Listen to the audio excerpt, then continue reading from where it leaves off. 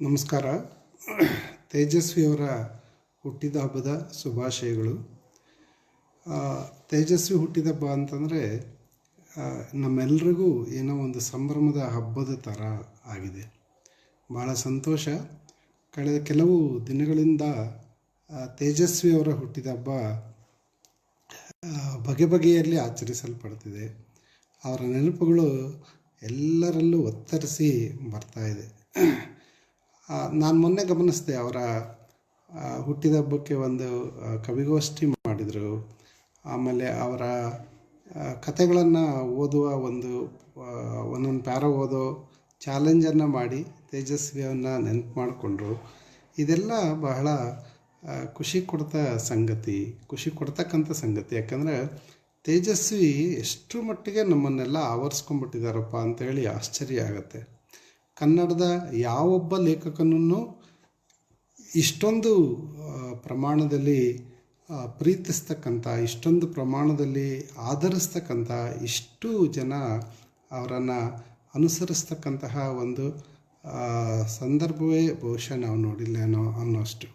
ಇದು ಈಗ ಮಾತ್ರ ಅಲ್ಲ, ನಾನು ಯಾವಾಗಲೂ ಹೇಳಾಗೆ ಕಳೆದ 25 ವರ್ಷಗಳ ಕನ್ನಡ ಸಾಹಿತ್ಯ ಸಂದರ್ಭವನ್ನು ನಾವು ಗಮನಿಸಿದ್ರೆ ತೇಜಸ್ವಿ ವಿಶೇಷವಾಗಿ ನಮ್ಮನ್ನು ಆವರಿಸ್ಕೊಂಡಿದ್ದಾರೆ. ಅದರಲ್ಲೂ ಯುವಕರನ್ನು ಹೆಚ್ಚಾಗಿ ಆವರಿಸ್ಕೊಂಡಿದ್ದಾರೆ ಅಂತಕ್ಕಂಥದ್ದು ನಾವೆಲ್ಲ ತುಂಬ ಖುಷಿ ಪಡ್ತಕ್ಕಂಥ ಸಂಗತಿ ಅಂತೇಳಿ ಅನಿಸುತ್ತೆ. ನಮ್ಮ ಕರ್ನಾಟಕ ವಿಶೇಷ ಪುಟ ಇದೆಯಲ್ಲ, ವಿಮಾ ಅವರು ನಡೆಸ್ತಾ ಇರ್ತಕ್ಕಂಥದ್ದು, ಅದರಲ್ಲಿ ಇವತ್ತು ನಾವು ಈ ತಿಂಗಳು ಪೂರ್ತಿ ಹೆಚ್ಚು ಕಡಿಮೆ 4 ವಾರ ತೇಜಸ್ವಿಯವರ ಬದುಕು ಬರಹಗಳನ್ನು ಅವಲೋಕಿಸ್ತಕ್ಕಂಥ, ಅವರನ್ನು ಹತ್ತಿರದಿಂದ ಕಂಡಂಥ ಕೆಲವರನ್ನು ಮಾತನಾಡಿಸ್ತಕ್ಕಂಥ ಒಂದು ಪ್ರಯತ್ನವನ್ನು ವಿಮಾ ವಿಶೇಷವಾಗಿ ಆಸಕ್ತಿ ವಹಿಸಿ ಮಾಡ್ತಿದ್ದಾರೆ. ಮೊದಲನೇ ಸರಣಿ ಇದು. ನನ್ನನ್ನು ಆಹ್ವಾನಿಸಿದ್ದಾರೆ. ನನಗೆ ತೇಜಸ್ವಿ ಬಗ್ಗೆ ಮಾತಾಡೋದು ಯಾವತ್ತೂ ಕೂಡ ಬಹಳ ಸಂತೋಷದ ಸಂಗತಿ. ಹಾಗಾಗಿ ನಾನು ಭಾಳ ಸಂತೋಷ.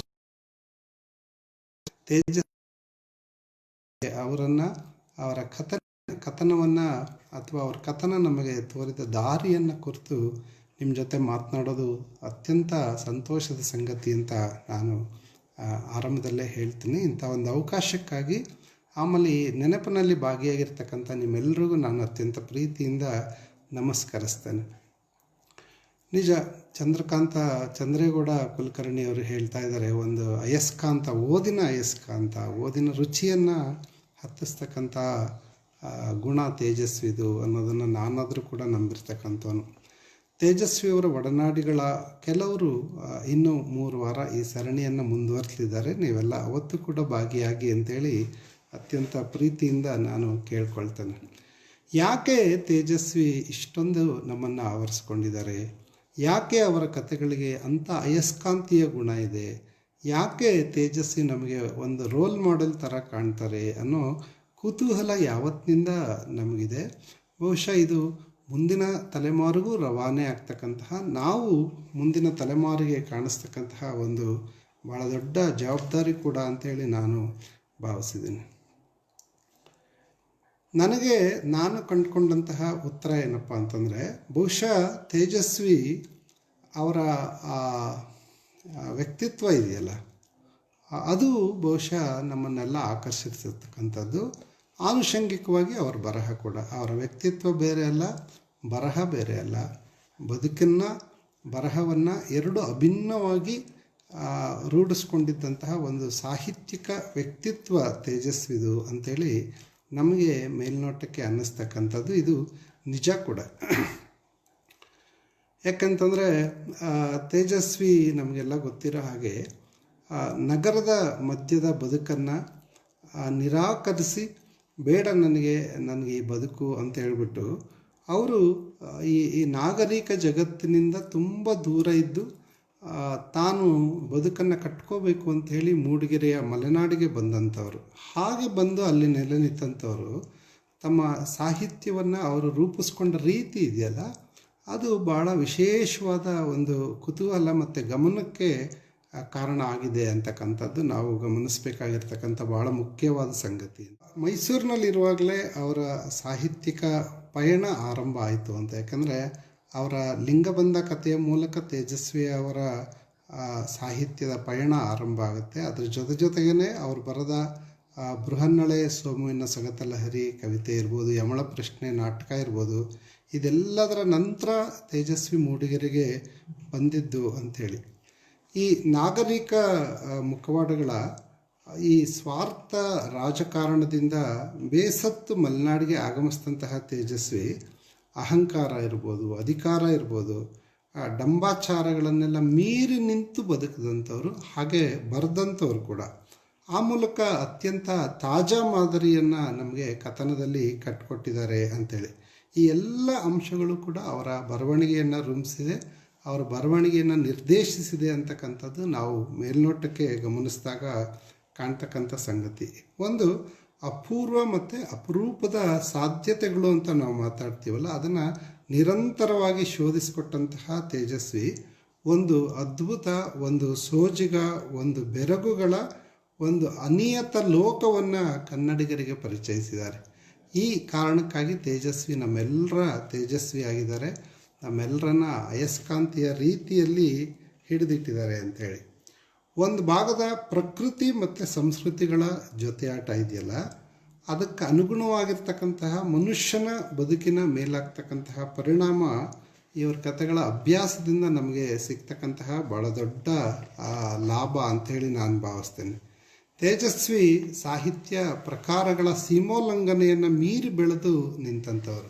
ಆರಂಭದಲ್ಲಿ ಸಣ್ಣ ಕಥೆಯನ್ನು ಬರೆದರು, ಕಾದಂಬರಿಯನ್ನು ಬರೆದರು, ಜೀವನ ಚರಿತ್ರೆಯನ್ನು ಬರೆದರು, ಜೊತೆಗೆ ನಾನು ಈಗ ಹೇಳಿದ ಹಾಗೆ ಕವಿತೆ, ನಾಟಕ, ವಿಮರ್ಶೆ, ಸೈದ್ಧಾಂತಿಕ ಲೇಖನ, ಕೃಷಿ ಚಿಂತನೆ, ಇದ್ರ ಜೊತೆಗೆ ಫೋಟೋಗ್ರಫಿ, ಅವರ ಪ್ರವಾಸ ಕಥನ, ಆಮೇಲೆ ಅವ್ರು ಮಾಡಿರ್ತಕ್ಕಂಥ ಅನುವಾದ, ಮಿಲೇನಿಯಂ ಸೀರೀಸಿನ ಸರಣಿ ಇರ್ಬೋದು, ಅಥವಾ ಪ್ಯಾಪಿಲಾನ್ ಅಂತ ಅನುವಾದ ಇರ್ಬೋದು, ಕೆನ್ನತ್ ಆ್ಯಂಡರ್ಸನ್, ಜಿಮ್ ಕಾರ್ಬೆಟ್ರ ಕಾಡಿನ ಕಥೆಗಳ ಅನುವಾದ ಇರ್ಬೋದು, ಅಥವಾ ಅವರು ತೆರೆದು ತೋರಿಸಿದಂತಹ ಪಕ್ಷಿ ಲೋಕ ಇರ್ಬೋದು. ಇವೆಲ್ಲದರಲ್ಲಿ ನಮಗೆ ತೇಜಸ್ವಿಯ ಒಟ್ಟು ಮನೋಧರ್ಮ ಮತ್ತು ಅವರ ಕಥನದ ದಾರಿ ಎದ್ದು ಕಾಣುತ್ತೆ ಅಂತೇಳಿ, ಅಥವಾ ಇವೆಲ್ಲವುಗಳನ್ನು ಆಕ್ರಮಿಸಿಕೊಂಡು ವ್ಯಾಪಿಸಿ ತೇಜಸ್ವಿಯವರ ನಮಗೆ ಇವಾಗ ತೇಜಸ್ವಿ ಅಂತಂದರೆ ಕೇವಲ ಒಬ್ಬ ಕಥೆಗಾರನಾಗಿ, ಒಬ್ಬ ಕಾದಂಬರಿಕಾರನಾಗಿ ಇರೋದಿಲ್ಲ ಅಂಥೇಳಿ. ತೇಜಸ್ವಿನೇ ಒಂದು ಸಂದರ್ಶನದಲ್ಲಿ ಹೇಳಿದರು, ಕತೆ, ಕಾದಂಬರಿ, ಕವಿತೆ, ಪ್ರಬಂಧ ಇತ್ಯಾದಿ ಈ ವಿಭಜನೆಗಳ ಕಲಾಕೃತಿಗಳ ಮೂಲ ದ್ರವ್ಯಗಳಾದ ಅನುಭವ ಮತ್ತು ಆಲೋಚನೆಗಳ ಹಂತದಲ್ಲಿ ಇದು ಯಾವುದೂ ಇರೋದಿಲ್ಲ. ಈ ವಿಭಜನೆಗಳ ಯಾರು ಯಾವ ಅನುಕೂಲಕ್ಕಾಗಿ ಮಾಡಿಕೊಂಡ್ರೋ ನನಗಂತೂ ಗೊತ್ತಿಲ್ಲ. ಕೃತಿಗಳನ್ನು ಓದಿ ಆಸ್ವಾದಿಸ್ತಕ್ಕಂಥ ಸಹೃದಯರು ಪ್ರಜ್ಞಾಪೂರ್ವಕವಾಗಿ ಈ ವಿಚಾರದಲ್ಲಿ ಇರೋದನ್ನು ನಾನಂತೂ ನೋಡಿಲ್ಲ. ಬಹುಶಃ ವಿಮರ್ಶಕರು ತಮ್ಮ ಅನುಕೂಲಕ್ಕಾಗಿ ಇದನ್ನೆಲ್ಲ ಮಾಡ್ಕೊಂಡಿದ್ದಾರೇನೋ.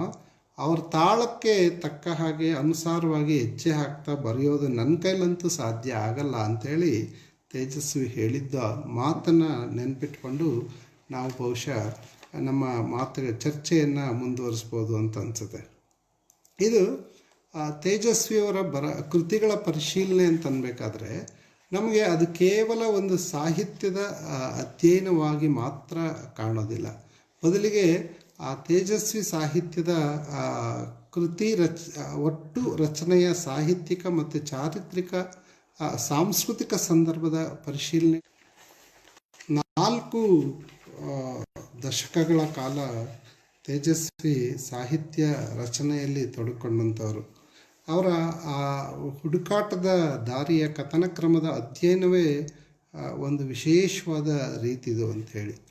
ಆಮೇಲೆ ತೇಜಸ್ವಿ ಅಂದ ತಕ್ಷಣವೇ ನಮಗೆ ಒಂದು ಕುತೂಹಲ, ಒಂದು ಬೆರಗು, ಒಂದು ವಿಸ್ಮಯ ಅಂತ ಯಾಕೆ ಅನಿಸುತ್ತೆ ಅಂತಂದರೆ ತೇಜಸ್ವಿಯ ದಾರಿ ಆ ಥರದ್ದೇನೋ ಅಂತ ಅನಿಸುತ್ತೆ. ಹುಡುಕಿ ಹೋಗ್ತಕ್ಕಂಥ, ಆಮೇಲೆ ಅನುಭವಿಸ್ತಕ್ಕಂಥ ಅನುಭವವನ್ನು ಸಾಹಿತ್ಯಿಕವಾಗಿ ನಮಗೆ ತಾಜಾ ಮಾದರಿಯಲ್ಲಿ ಕಟ್ಕೊಡ್ತಕ್ಕಂತಹ ಅವರ ರೀತಿ ಇದೆಯಲ್ಲ, ಅದು ಬಹುಶಃ ನಮಗೆ ಭಾಳ ಆಕರ್ಷಕವಾಗಿತ್ತೇನೋ ಅಂಥೇಳಿ.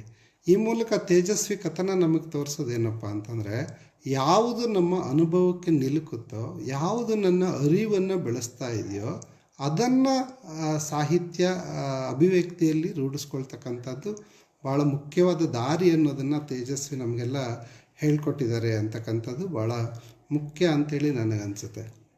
ನಮಗೆಲ್ಲ ಗೊತ್ತಿರೋ ಹಾಗೆ ಕನ್ನಡ ಸಾಹಿತ್ಯ ಸಂದರ್ಭದಲ್ಲಿ ತೇಜಸ್ವಿ ನಾನು ಹೇಳಿದ ಹಾಗೆ ನಾಗರಿಕ ಬದುಕನ್ನು ಬಿಟ್ಟು ಕಾಡಿನ ಮಲೆನಾಡಿಗೆ ಬಂದಂಥವ್ರು. ಹಾಗಂತ ನಾಗರಿಕ ಬದುಕಿನಿಂದ ತುಂಬ ದೂರ ನಿಂತರು ಅಂತಲ್ಲ. ಮೂಡಿಗೆರೆ ಅಂತಕ್ಕಂಥ ಒಂದು ಚಿಕ್ಕ ಪಟ್ಟಣದಿಂದ ಸ್ವಲ್ಪ ದೂರದಲ್ಲಿ ತೋಟ ಕೊಂಡ್ಕೊಂಡು ಆ ತೋಟದ ಮಧ್ಯೆ ಬದುಕ್ತಾ, ಹಾಗೆ ಬದುಕುವಾಗ ತಾವು ಕಂಡಂತಹ ವ್ಯಕ್ತಿಗಳು, ತಾವು ಕಂಡಂತಹ ಬದುಕಿನ ಅನುಭವಗಳು, ಪಕ್ಷಿ ಲೋಕ, ಬೇಟೆಯ ನೆನಪುಗಳು, ಇವೆಲ್ಲವನ್ನು ನಮಗೆ ಕಟ್ಕೊಡ್ತಾ ಅವರ ಕತೆ, ಕಾದಂಬರಿ ಅಥವಾ ಪ್ರಬಂಧ ಅಥವಾ ಈ ಪ್ರಕಾರವನ್ನು ಮೀರಿದ ತೇಜಸ್ವಿ ಬರಹ ನಮಗೆ ಸಿಕ್ತು ಅಂತಕ್ಕಂಥದ್ದು ಭಾಳ ದೊಡ್ಡದು ಅಂತ ಹೇಳಿ.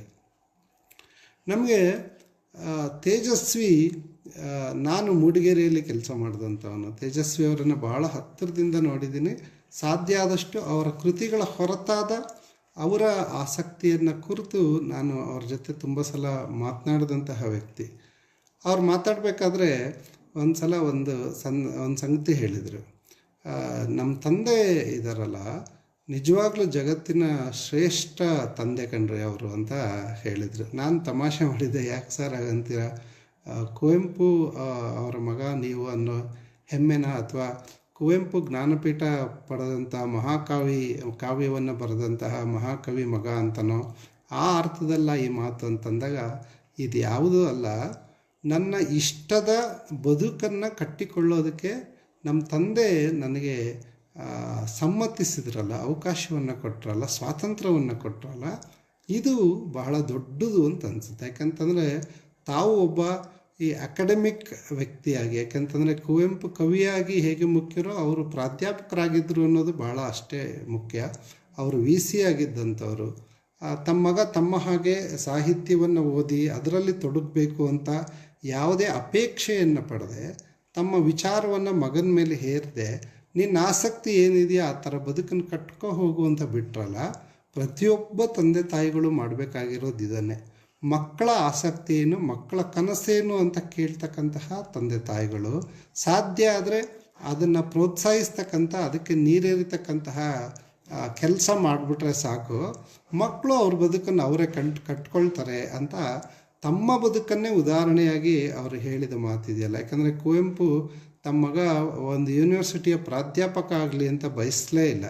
ಬದಲಿಗೆ ಆಗ ಬಂದ ಕೆಲಸವನ್ನು ನಿರಾಕರಿಸಿ ನಾನು ದೂರಕ್ಕೆ ಹೋಗ್ತೀನಿ ಅಂತಂದಾಗ, ಆಯಿತು ಹೋಗು, ಎಲ್ಲಾದರೂ ಹೋಗಿ ಬದುಕೋ, ಆದರೆ ಮಾನ ಮರ್ಯಾದೆಯಿಂದ ಬದುಕು ಸಾಕು ಅಂತ ಹೇಳಿ ತೇಜಸ್ವಿಗೆ ಅವ್ರ ಬದುಕನ್ನು ಕಟ್ಕೊಳ್ಳೋದಕ್ಕೆ ಪೂರ್ತಿ ಸ್ವಾತಂತ್ರ್ಯವನ್ನು ಕೊಟ್ಟರಲ್ಲ. ಇದು ಭಾಳ ದೊಡ್ಡದು ಅಂತ ಅನಿಸುತ್ತೆ. ನಮಗೆ ಕನ್ನಡ ಸಾಹಿತ್ಯ ಸಂದರ್ಭದಲ್ಲಿ ನೋಡಿ ಒಂದು ದೊಡ್ಡ ಬೇರಿಗೆ ಏನಪ್ಪ ಅಂತಂದರೆ, ಕುವೆಂಪು ಕುಪ್ಪಳ್ಳಿ ಮಲೆನಾಡಿನ ಹೃದಯ ಭಾಗದಿಂದ ಅಲ್ಲಿಂದ ಓದಿಗಾಗಿ ಕೆಲಸಕ್ಕಾಗಿ ಮೈಸೂರು ನಗರಕ್ಕೆ ಬರ್ತಾರೆ. ಅಂದರೆ ಮಲೆನಾಡಿನಿಂದ ಮೈಸೂರಿಗೆ ಹೋದ ಅವರ ಪಯಣ. ಹಾಗೆ ಆದಮೇಲೆ ಮೈಸೂರಿನಿಂದ ಮೂಡಿಗೆರೆ ಅಂತ ಮಲೆನಾಡಿಗೆ ತೇಜಸ್ವಿ ಬಳಸಿದ ಪಯಣ ಇದೆಯಲ್ಲ, ಈ ವಿರುದ್ಧಮುಖಿಯಾದ ತಂದೆ ಮಗನ ವಿರುದ್ಧಮುಖಿಯಾದ ಬದುಕಿನ ಚಲನೆ ಇದೆಯಲ್ಲ, ಆ ವಿರುದ್ಧಮುಖಿ ಚಲನೆ ಕೂಡ ತುಂಬ ದೊಡ್ಡದನ್ನು ಸೃಷ್ಟಿ ಮಾಡಿದೆ ಕನ್ನಡ ಸಾಹಿತ್ಯಕ್ಕೆ ಅನ್ನೋದು ಭಾಳ ನಾವು ಅಬ್ಸರ್ವ್ ಮಾಡಬೇಕಾಗಿರ್ತಕ್ಕಂಥ ಸಂಗತಿ ಅಂತೇಳಿ.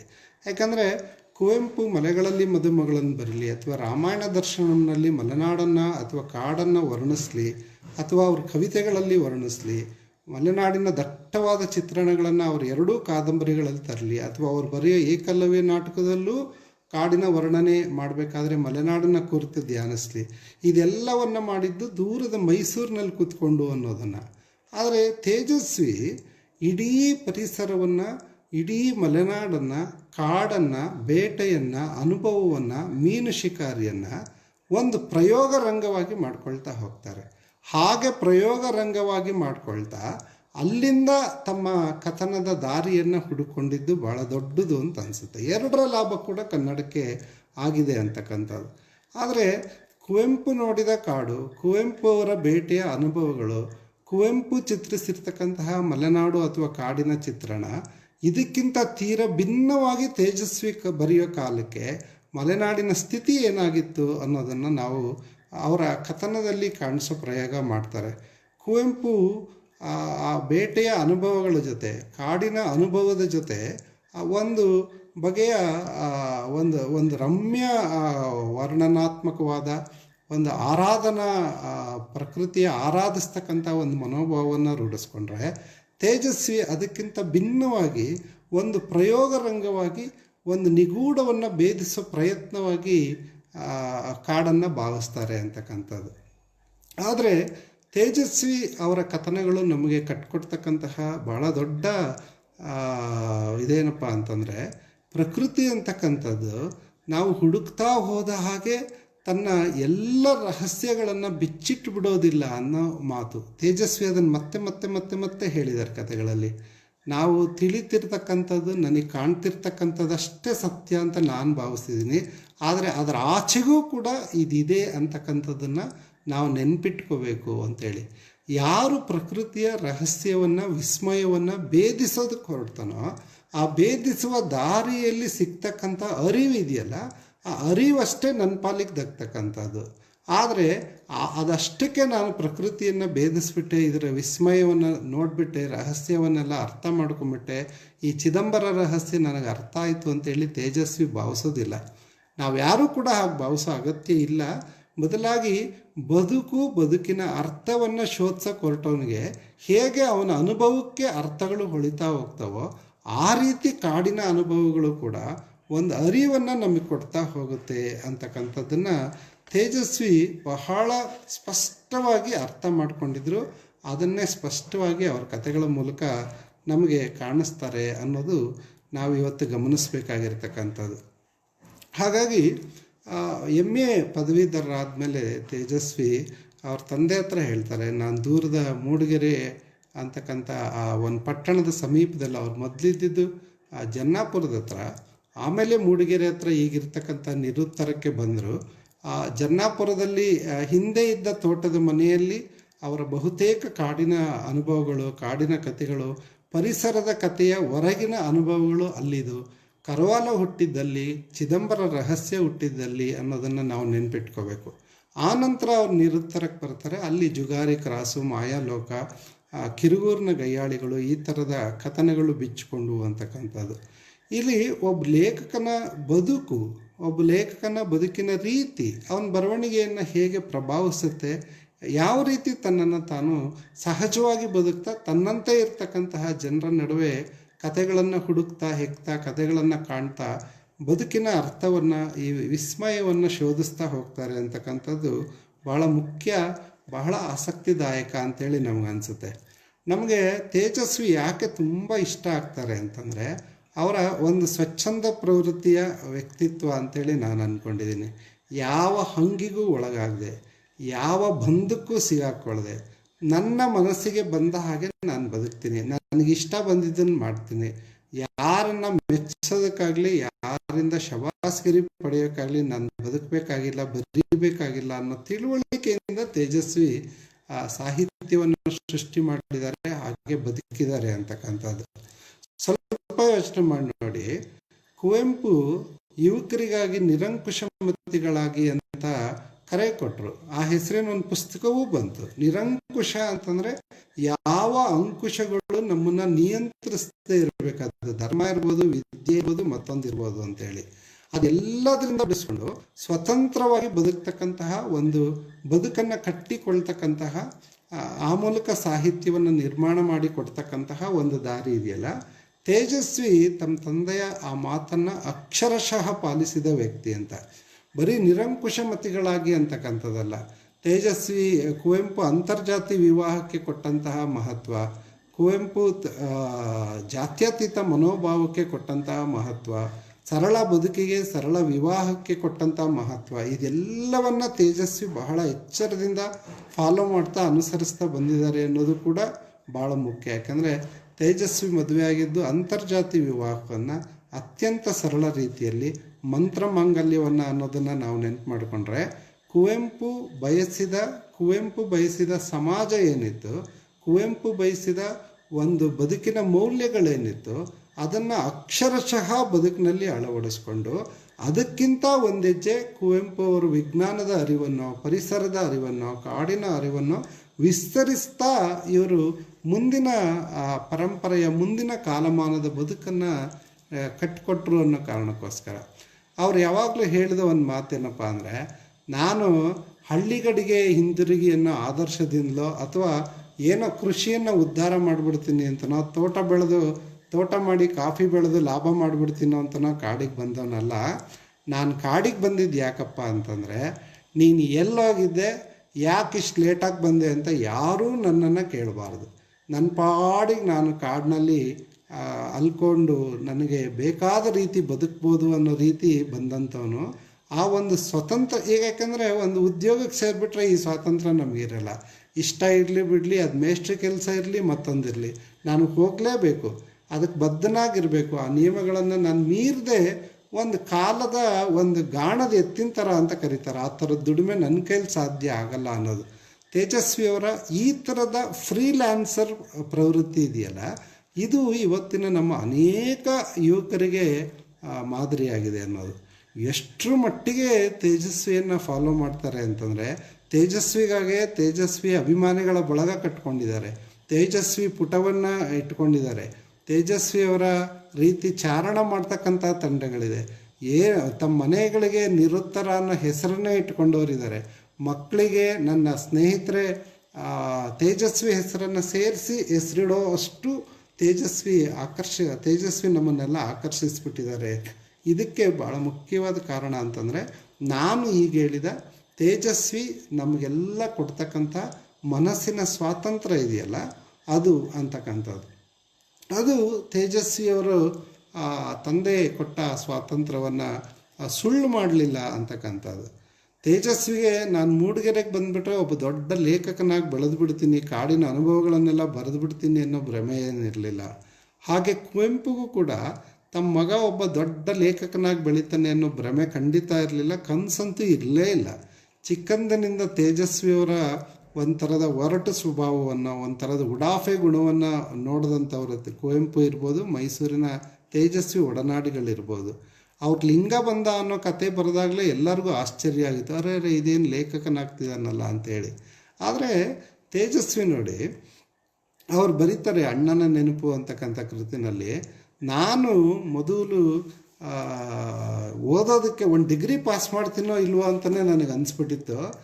ನನ್ನ ಹಣೆ ಬರದಲ್ಲಿ ಕಾಲೇಜಿಗೆ ಹೋಗೋದಾಗಲಿ ಒಂದು ಡಿಗ್ರಿ ಪಾಸ್ ಮಾಡೋದಾಗಲಿ ಬರದೇ ಇಲ್ವೇನೋ ಅಂತ ಭಾವಿಸ್ಬಿಟ್ಟಿದ್ದೆ ಅಂತ ಬರೀತಾರೆ.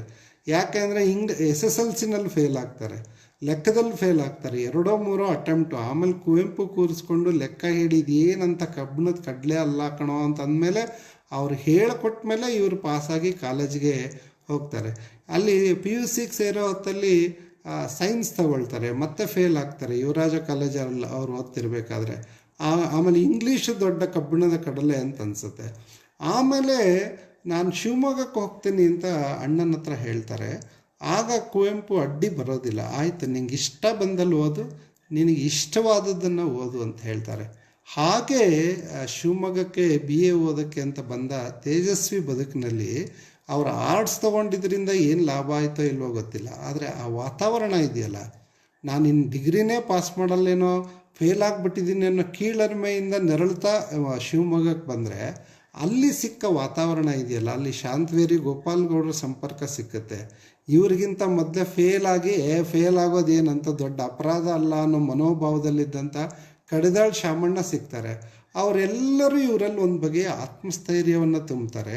ಅಷ್ಟು ಮಾತ್ರ ಅಲ್ಲ, ಇವರಿಗೆ ಅಲ್ಲಿ ಪದವಿಯಲ್ಲಿ ಅಧ್ಯಾಪಕರಾಗಿದ್ದಂಥವರು ಮತ್ತೊಬ್ಬ ಜ್ಞಾನಪೀಠ ಪ್ರಶಸ್ತಿ ವಿಜೇತರಾದಂತಹ ಕನ್ನಡದ ಪ್ರಖ್ಯಾತ ಕಥೆಗಾರ UR ಅನಂತಮೂರ್ತಿ, ಕಡಿದಾಳ್ ಶಾಮಣ್ಣ, ಶಾಂತವೇರಿ ಗೋಪಾಲ್ ಗೌಡರು, ಇಂಥವರ ಒಂದು ಸಂಪರ್ಕ ಇದೆಯಲ್ಲ, ಈ ಸಂಪರ್ಕ ತೇಜಸ್ವಿಯವರ ಸರಿಯಾದ ವಯಸ್ಸಿನಲ್ಲಿ ಸಿಕ್ಕತ್ತೆ. ಹಾಗೆ ಸಿಕ್ಕಿದ ತಕ್ಷಣವೇ ಅವರಿಗೆ ಆ ಸಮಾಜವಾದದ ಲೋಹಿಯಾವಾದದ ಆಲೋಚನೆ ಕಡೆಗೆ ಅವ್ರ ಮನಸ್ಸು ತಿರುಗುತ್ತೆ. ಅಲ್ಲಿ ತನಕ ಅವರು ಏನು ಸಾಹಿತ್ಯ ಸಂಸ್ಕೃತಿ ಬದುಕು ಅಂತಿದ್ರೋ ಇಡೀ ಅದಷ್ಟನ್ನು ಬೇರೆ ರೀತಿ ನೋಡ್ತಕ್ಕಂತಹ ಅವರ ಅರಿವು ಬದಲಾಗ್ತಕ್ಕಂಥ ಬಹಳ ಮುಖ್ಯವಾದ ಕಾಲಘಟ್ಟ ಶಿವಮೊಗ್ಗಕ್ಕೆ ಅವ್ರು ಬಂದಿದ್ದು ಅಂತೇಳಿ. ಶಿವಮೊಗ್ಗದಲ್ಲಿ ಅವರು ಓದಬೇಕಾದ್ರೇ ಇಲ್ಲಿ JP ಚಳುವಳಿ ನಡೀತಾ ಇತ್ತು. ಲೋಹಿಯಾ ಅವರ ವಿಚಾರವಾದ ತೇಜಸ್ವಿ ಮತ್ತೆ ಹೇಳ್ತಾರೆ, ಕಾರಂತ, ಕುವೆಂಪು, ಲೋಹಿಯಾ ಇವರ ಕಲಾಸೃಷ್ಟಿ, ಬದುಕು, ಸಾಹಿತ್ಯ ಮತ್ತು ವಿಚಾರಗಳು ನನ್ನನ್ನು ಬೆಳೆಸಿದ್ವು ಅಂತೇಳಿ. ಅವರ ಒಟ್ಟು ಮನೋಭಾವ ಬದಲಾಗಿದ್ದು ಶಿವಮೊಗ್ಗದಲ್ಲಿ ಅಂತ ಅನಿಸುತ್ತೆ. ವಾಪಸ್ ಅವರು ಮೈಸೂರಿಗೆ MA ಮಾಡೋಕ್ಕೆ ಹೋಗ್ತಾರೆ, ಅಲ್ಲಿ ಕನ್ನಡ MA ಮಾಡ್ತಾರೆ. ಆ ಸಂದರ್ಭದಲ್ಲಿ ಅಡಿಗರು ಕಾಫಿ ಹೌಸಿನ ಗೆಳೆಯರು ನಡೆಸ್ತಾ ಇದ್ದಂತಹ ಚರ್ಚೆಗಳು ತೇಜಸ್ವಿಯವರ ಆಲೋಚನೆಗಳನ್ನು ಬದಲಾಯಿಸುತ್ತೆ ಅಂತಕ್ಕಂಥದ್ದು. ಆರಂಭದಲ್ಲಿ ಇವರಿಗೆ ನವ್ಯರ ಪ್ರಭಾವ ಎಷ್ಟಿರುತ್ತೆ ಅಂತಂದರೆ, ಅನಂತಮೂರ್ತಿ ಆಗಲಿ, ಲಂಕೇಶ್ ಆಗಲಿ, ತೇಜಸ್ವಿ ಆಗಲಿ ಆರಂಭದಲ್ಲಿ ನವ್ಯದ ಉತ್ಕರ್ಷ ಕಾಲದಲ್ಲಿ ಸಾಹಿತ್ಯ ಸೃಷ್ಟಿ ಮಾಡೋಕ್ಕೆ ಆರಂಭ ಮಾಡಿದಂಥವ್ರು. ಹಾಗಾಗಿ ಈಗ ನೀವು ಆ ಯಮಳ ಪ್ರಶ್ನೆಯನ್ನು ಅಥವಾ ಸ್ವರೂಪ ನಿಗೂಢ ಮನುಷ್ಯರನ್ನು ಓದಿದ್ರೆ ಇದೇನು ತೇಜಸ್ವಿ ಈ ಥರ ಬರೆದ್ಬಿಟ್ಟಿದಾರಲ್ಲ, ಇವರ ಪರಿಸರದ ಕತೆ ಬರೆದಂಥವ್ರು, ಇವರ ಕರ್ವಾಲೋ ಬರೆದಂಥವ್ರು, ಇವರ ಬೇಟೆಯ ನೆನಪುಗಳನ್ನು, ಕಾಡಿನ ಕಥೆಗಳನ್ನು ಬರೆದಂಥವ್ರು ಅಂತ ಆಶ್ಚರ್ಯ ಆಗಿಬಿಡುತ್ತೆ ನಮಗೆ. ಆದರೆ ಆರಂಭದಲ್ಲಿ ತೇಜಸ್ವಿಯ ಕಥೆಗಳು ಇದ್ದದ್ದೇ ಆ ಥರ. ಯಾಕಂತಂದರೆ ಅವರ ಒಡನಾಡಿದ, ಅವರನ್ನು ಪ್ರಭಾವಿಸಿದ ಒಂದು ಸಾಹಿತ್ಯದ ಸಂದರ್ಭ ಆ ಥರದ್ದಿತ್ತು ಅಂತೇಳಿ. ಆದರೆ ತೇಜಸ್ವಿ ನಿಧಾನಕ್ಕೆ ಆ ಜಾಡಿನಿಂದ ತಾವು ಬಿಡಿಸ್ಕೊಂಡಿದ್ದು ಮಾತ್ರ ಅಲ್ಲ, ಇಡೀ ಕನ್ನಡ ಕಥನವನ್ನೇ ತಮ್ಮ ಜೊತೆ ಬೇರೆಯ ದಿಕ್ಕಿಗೆ ಹೊರಳಿಸ್ತಾರೆ ಅಂತಕ್ಕಂಥದ್ದು. ಲಂಕೇಶ್ರು ಬದಲಾಗ್ತಾರೆ. ಅನಂತಮೂರ್ತಿಯವರ ಸೂರ್ಯನ ಕುದುರೆ ಕತೆ ಓದ್ಬಿಟ್ರೆ ನಮಗೆ ಯಾವ ಥರದ ಒಂದು ಖುಷಿ ಆನಂದ ಸಿಗುತ್ತೋ ಅದೆಲ್ಲವೂ ನವ್ಯದಿಂದ ನವ್ಯೋತ್ತರದ ಕಡೆಗೆ ಕನ್ನಡದ ಕಥನ ಒಂದು ಆ ಇಡೀ ಜಾಡು ಬದಲಾದ ಸಂದರ್ಭ ಅನ್ನೋದನ್ನು ನಾವು ಗಮನಿಸಿದ್ರೆ ಅದರಲ್ಲಿ ತೇಜಸ್ವಿ ಪಾತ್ರ ಎಷ್ಟು ದೊಡ್ಡದು ಅಂತೇಳಿ ನಮಗನ್ಸುತ್ತೆ. ತೇಜಸ್ವಿ ಕಥನದ ದಾರಿ ಅಂತಂದರೆ ಅದು ಹುಡುಕಾಟದ ದಾರಿ ಅಂತೇಳಿ, ಅದಕ್ಕೆ ನಾನು ತೇಜಸ್ವಿ ತೋರಿದ ದಾರಿ ಅಂತ ಹೇಳೋದು. ಆಮೇಲೆ ನಮಗೆಲ್ಲ ತೇಜಸ್ವಿ ಕಥನದಲ್ಲಿ ನೀವು ನೋಡಿ, ನಾನು ಯಾವುದನ್ನು ವಿಶೇಷವಾಗಿ ಉಲ್ಲೇಖಿಸಕ್ಕೆ ಹೋಗಲ್ಲ, ಆದರೆ ಒಟ್ಟು ಅವರ ಇದರಲ್ಲಿ ನಾವು ಒಟ್ಟಂದದಲ್ಲಿ ನೋಡಬೇಕಾದ್ರೆ ತೇಜಸ್ವಿ ಒಂದು ಹುಡುಕಾಟದ ದಾರಿಯಲ್ಲಿದ್ದಾರೆ ಅಂತಕ್ಕಂಥದ್ದು. ಆ ಹುಡುಕಾಟ ಅಂತಕ್ಕಂಥದ್ದು ನಮ್ಮ ಸುತ್ತಮುತ್ತ ಇರ್ತಕ್ಕಂಥದ್ದನ್ನು ಅರ್ಥ ಮಾಡ್ಕೊಳ್ತಾ ಇರ್ತಕ್ಕಂಥದ್ದು. ಯಾಕಂತಂದರೆ ಆ ಪಾಶ್ಚಿಮಾತ್ಯ ಸಾಹಿತ್ಯ, ಇಂಗ್ಲೀಷ್ ಸಾಹಿತ್ಯವನ್ನು ಓದಿ ಅದರ ಪ್ರಭಾವದಲ್ಲಿದ್ದಂಥವ್ರಿಗೆ ಒಂದು ವಿಶ್ವಾತ್ಮಕ ನೆಲೆಯ ಸಾಹಿತ್ಯದ ಪರಿವೇಶ ಇದೇ ಸಾಹಿತ್ಯ ಅಂತಂದರೆ ಅನ್ನೋ ಪಾಠಗಳು ತಲೆಗೆ ಬೀಳ್ತಾ ಇದ್ದಾಗ ನಮ್ಮ ಸ್ಥಳೀಯ ಪ್ರತಿಭೆಗಳನ್ನು ಗುರುತಿಸಿ ಇವರೆಲ್ಲ ನಮ್ಮ ಬದುಕಿನಲ್ಲಿದ್ದಾರೆ, ಇವ್ರದ್ದು ಒಂದು ಬದುಕಿದೆ ಅನ್ನೋದನ್ನು ತೇಜಸ್ವಿ ಕಾಣ್ತಾ ಹೋಗ್ತಾರಲ್ಲ, ಇದು ಭಾಳ ದೊಡ್ಡದು ಅಂತ ಅನಿಸುತ್ತೆ. ನಾನು ಮುಂದೆ ಹೇಳ್ತೀನಿ ತೇಜಸ್ವಿಯ ಆ ಹುಡುಕಾಟದ ದಾರಿ, ಅನ್ವೇಷಣೆಯ ದಾರಿ ಹೇಗೆ ಒಂದು ಅದ್ಭುತವನ್ನು ಕನ್ನಡಕ್ಕೆ ಸೃಷ್ಟಿ ಮಾಡಿಕೊಡ್ತು ಅಂತಕ್ಕಂಥದ್ದು. ನೋಡಿ, ನಾನು ಆರಂಭದಲ್ಲಿ ತೇಜಸ್ವಿಯವ್ರ ಕತೆ ಅಂತಂದರೆ ಅವರ ಲಿಂಗಬಂಧ ಅಂತ ಅವ್ರ ಮೊಟ್ಟ ಮೊದಲು ಬರೆದ ಕತೆ. ಪ್ರಜಾವಾಣಿ ಕಥಾಸ್ಪರ್ಧೆಗಾಗಿ ದೀಪಾವಳಿ ವಿಶೇಷ ಅಂಕಕ್ಕೆ ಕಥಾಸ್ಪರ್ಧೆ ನಡೆಸುತ್ತೆ ಪ್ರಜಾವಾಣಿ. ಅದಕ್ಕೆ ಅವ್ರ ಲಿಂಗಬಂಧ ಅಂತ ಒಂದು ಕಥೆಯನ್ನು ಕಳಿಸ್ತಾರೆ. ಅದಕ್ಕೆ ಮೊದಲನೇ ಬಹುಮಾನ ಕೂಡ ಬರುತ್ತೆ. ಪ್ರಜಾವಾಣಿ ಕಥಾಸ್ಪರ್ಧೆ ತುಂಬ ಜನ ಲೇಖಕರನ್ನು ಕನ್ನಡಕ್ಕೆ ಕೊಟ್ಟಿದೆ. ಆ ಸ್ಪರ್ಧೆಯಲ್ಲಿ ವಿಜೇತರಾದಂಥ ಅನೇಕರು ಇವತ್ತು ಕನ್ನಡದ ಮಹತ್ವದ ಕಥೆಗಾರರಾಗಿದ್ದಾರೆ ಅನ್ನೋದನ್ನು ನೆನಪು ಮಾಡ್ಕೋಬೇಕು. ತೇಜಸ್ವಿ ಕೂಡ ಅದರಲ್ಲಿ ಒಬ್ಬರು. ಅವರ ಮೊಟ್ಟ ಮೊದಲ ಕತೆ ಲಿಂಗಬಂಧಕ್ಕೆ ಅಲ್ಲಿ ಬಹುಮಾನ ಬರುತ್ತೆ ಅಂತಕ್ಕಂಥದ್ದು. ಆ ಕಥೆಯಲ್ಲಿ ಒಂದು ನವ್ಯರ ಧೋರಣೆ ಎದ್ದು ಕಾಣುತ್ತೆ ಅಂತ. ಅಂದರೆ ಒಂದು ವ್ಯಕ್ತಿ ಅಥವಾ ಒಂದು ಘಟನೆ ಹಿಂದೆ ಒಂದು ಮೂಲ ಪರಿಸರ ಇರೋದನ್ನು ನೋಡೋದಕ್ಕೆ ಆ ಬಗೆಯ ಅವರ ಕಥೆಯ ವಿನ್ಯಾಸ ಅಷ್ಟು ಆಸಕ್ತಿ ವಹಿಸೋದಿಲ್ಲ. ಇಲ್ಲಿ ತೇಜಸ್ವಿ ಅವರೇ ಬರೆದ ವ್ಯಕ್ತಿ ವಿಶಿಷ್ಟ ಸಿದ್ಧಾಂತ ಏನಿದೆಯೋ ಆ ನೆಲೆಯಲ್ಲಿ ಲಿಂಗಬಂಧ ಮುಂತಾದ ಕಥೆಗಳನ್ನು ಬರೆದಿದ್ದಾರೆ ಅಂಥೇಳಿ. ಲಿಂಗಬಂಧ ಕತೆ ಈಗ ನಮಗೆ ಅವರ ಹುಲಿಯೂರಿನ ಸರಹದ್ದು ಸಂಕಲನದಲ್ಲಿ ಸಿಕ್ಕತ್ತೆ. ಆ ಹುಲಿಯೂರಿನ ಸರಹದ್ದು ಸಂಕಲನದಲ್ಲಿ ಆ ಪಂಜರೊಳ್ಳಿ ಪಿಶಾಚಿಯ ಸವಾಲು ಅಂತ ಒಂದು ಕತೆ ಇದೆಯಲ್ಲ, ಅದು ಒಂದೇ ಆ ತೇಜಸ್ವಿಯ ದಾರಿಯನ್ನು ಬದಲಾಯಿಸಿರೋ ಕತೆ ಅಂತ ಉಳಿದ ಬಹುತೇಕ ಕಥೆಗಳೆಲ್ಲ ಆ ಎಲ್ಲ ಕಥೆಗಳಲ್ಲೂ ಬರ್ತಕ್ಕಂಥ ಸೋಮು ಅಂತಕ್ಕಂಥ ಪಾತ್ರ. ಕವಿತೆಗಳಲ್ಲೂ ನೋಡಿ ಸೋಮುವಿನ ಬೃಹನ್ನಳೆ ಸೋಮುವಿನ ಸೊಗತಲ್ಲಹರಿ ಅಂತ ಬರೀತಾರೆ. ಒಂದೇ ಪಾತ್ರ ಬೇರೆ ಬೇರೆ ಕಥೆಗಳಲ್ಲಿ ಮತ್ತೆ ಮತ್ತೆ ಕಾಣ್ತಕ್ಕಂತಹ ಒಂದು ಆ ಮನುಷ್ಯನ ಒಳತೋಟಿಯನ್ನು ಮಾತ್ರ ಮುಖ್ಯವಾಗಿ ಇಟ್ಕೊಂಡ ಅವನ ಸುತ್ತಲಿನ ಪರಿಸರದ ಬಗ್ಗೆ ಅಷ್ಟು ಆಸಕ್ತಿ ವಹಿಸಲೇ ಇರ್ತಕ್ಕಂಥ ಒಂದು ಕಥನದ ಜಾಡು ತೇಜಸ್ವಿಯವರ ಕಥನದ ಆರಂಭದ ಹೆಜ್ಜೆಗಳಲ್ಲಿ ಇದ್ವು ಅಂತಕ್ಕಂಥದ್ದು. ಆದರೆ ಮುಂದೆ ಅವರು ಅಬಚೂರಿನ ಪೋಸ್ಟ್ ಆಫೀಸು ಕಥಾ ಸಂಕಲನಕ್ಕೆ ಬಂದಾಗ ಹೊಸ ದಿಗಂತದೆಡೆಗೆ ಅಂತ ಬಹಳ ಚರ್ಚಿತವಾಗಿರ್ತಕ್ಕಂಥ ಒಂದು ವಿಸ್ತಾರವಾದ ಮುನ್ನುಡಿಯನ್ನು ತೇಜಸ್ವಿ ಅದಕ್ಕೆ ಬರೀತಾರೆ. ಅಲ್ಲಿಂದ ಅವ್ರ ಜಾಡು ಬದಲಾಗಿದ್ದನ್ನು ನಾವು ನೋಡ್ತೀವಿ. ಇದಕ್ಕೆ ಭಾಳ ಮುಖ್ಯವಾದ ಕಾರಣ ಅಂತಂದರೆ ಲೋಹಿಯಾ ಚಿಂತನೆಗಳು ಮತ್ತು ಆ ಸಮಾಜವಾದದ ಪರಿಕಲ್ಪನೆ ತೇಜಸ್ವಿಯವರ ಅರಿವನ್ನು ವಿಸ್ತರಿಸಿದ್ದು ಅಂತ ಅನಿಸುತ್ತೆ. ಭಾಳ ಸರಳವಾಗಿ ಹೇಳೋದಾದರೆ, ಹುಲಿಯೂರಿನ ಸರಹದ್ದು ಕತೆ ಏನಿದೆ, ಲಿಂಗಬಂಧ ಮತ್ತಿತರ ಕಥೆಗಳಿದಾವಲ್ಲ, ಆ ಕಥೆಗಳಿಗಿಂತ ಭಿನ್ನವಾಗಿ ತೇಜಸ್ವಿ ಈ ಕಥನವನ್ನು ಆ ಮೂಲಕ ಆ ನವ್ಯದ ಬಿಗಿಯಾದ ಹಿಡಿತದಿಂದ ಕನ್ನಡ ಕಥನವನ್ನೇ ಪಾರು ಮಾಡಿಬಿಡ್ತಾರೆ. ಅದಕ್ಕೆ ತೇಜಸ್ವಿ ತೋರಿದ ದಾರಿ ಅಂತೇಳಿ ನಾವು ಬಹುಶಃ ಆ ಥರ ಚರ್ಚೆ ಮಾಡಿದ್ವಿ ನಾವು ಅಂತ ಅಂದ್ಕೊಂಡಿದ್ದೀನಿ.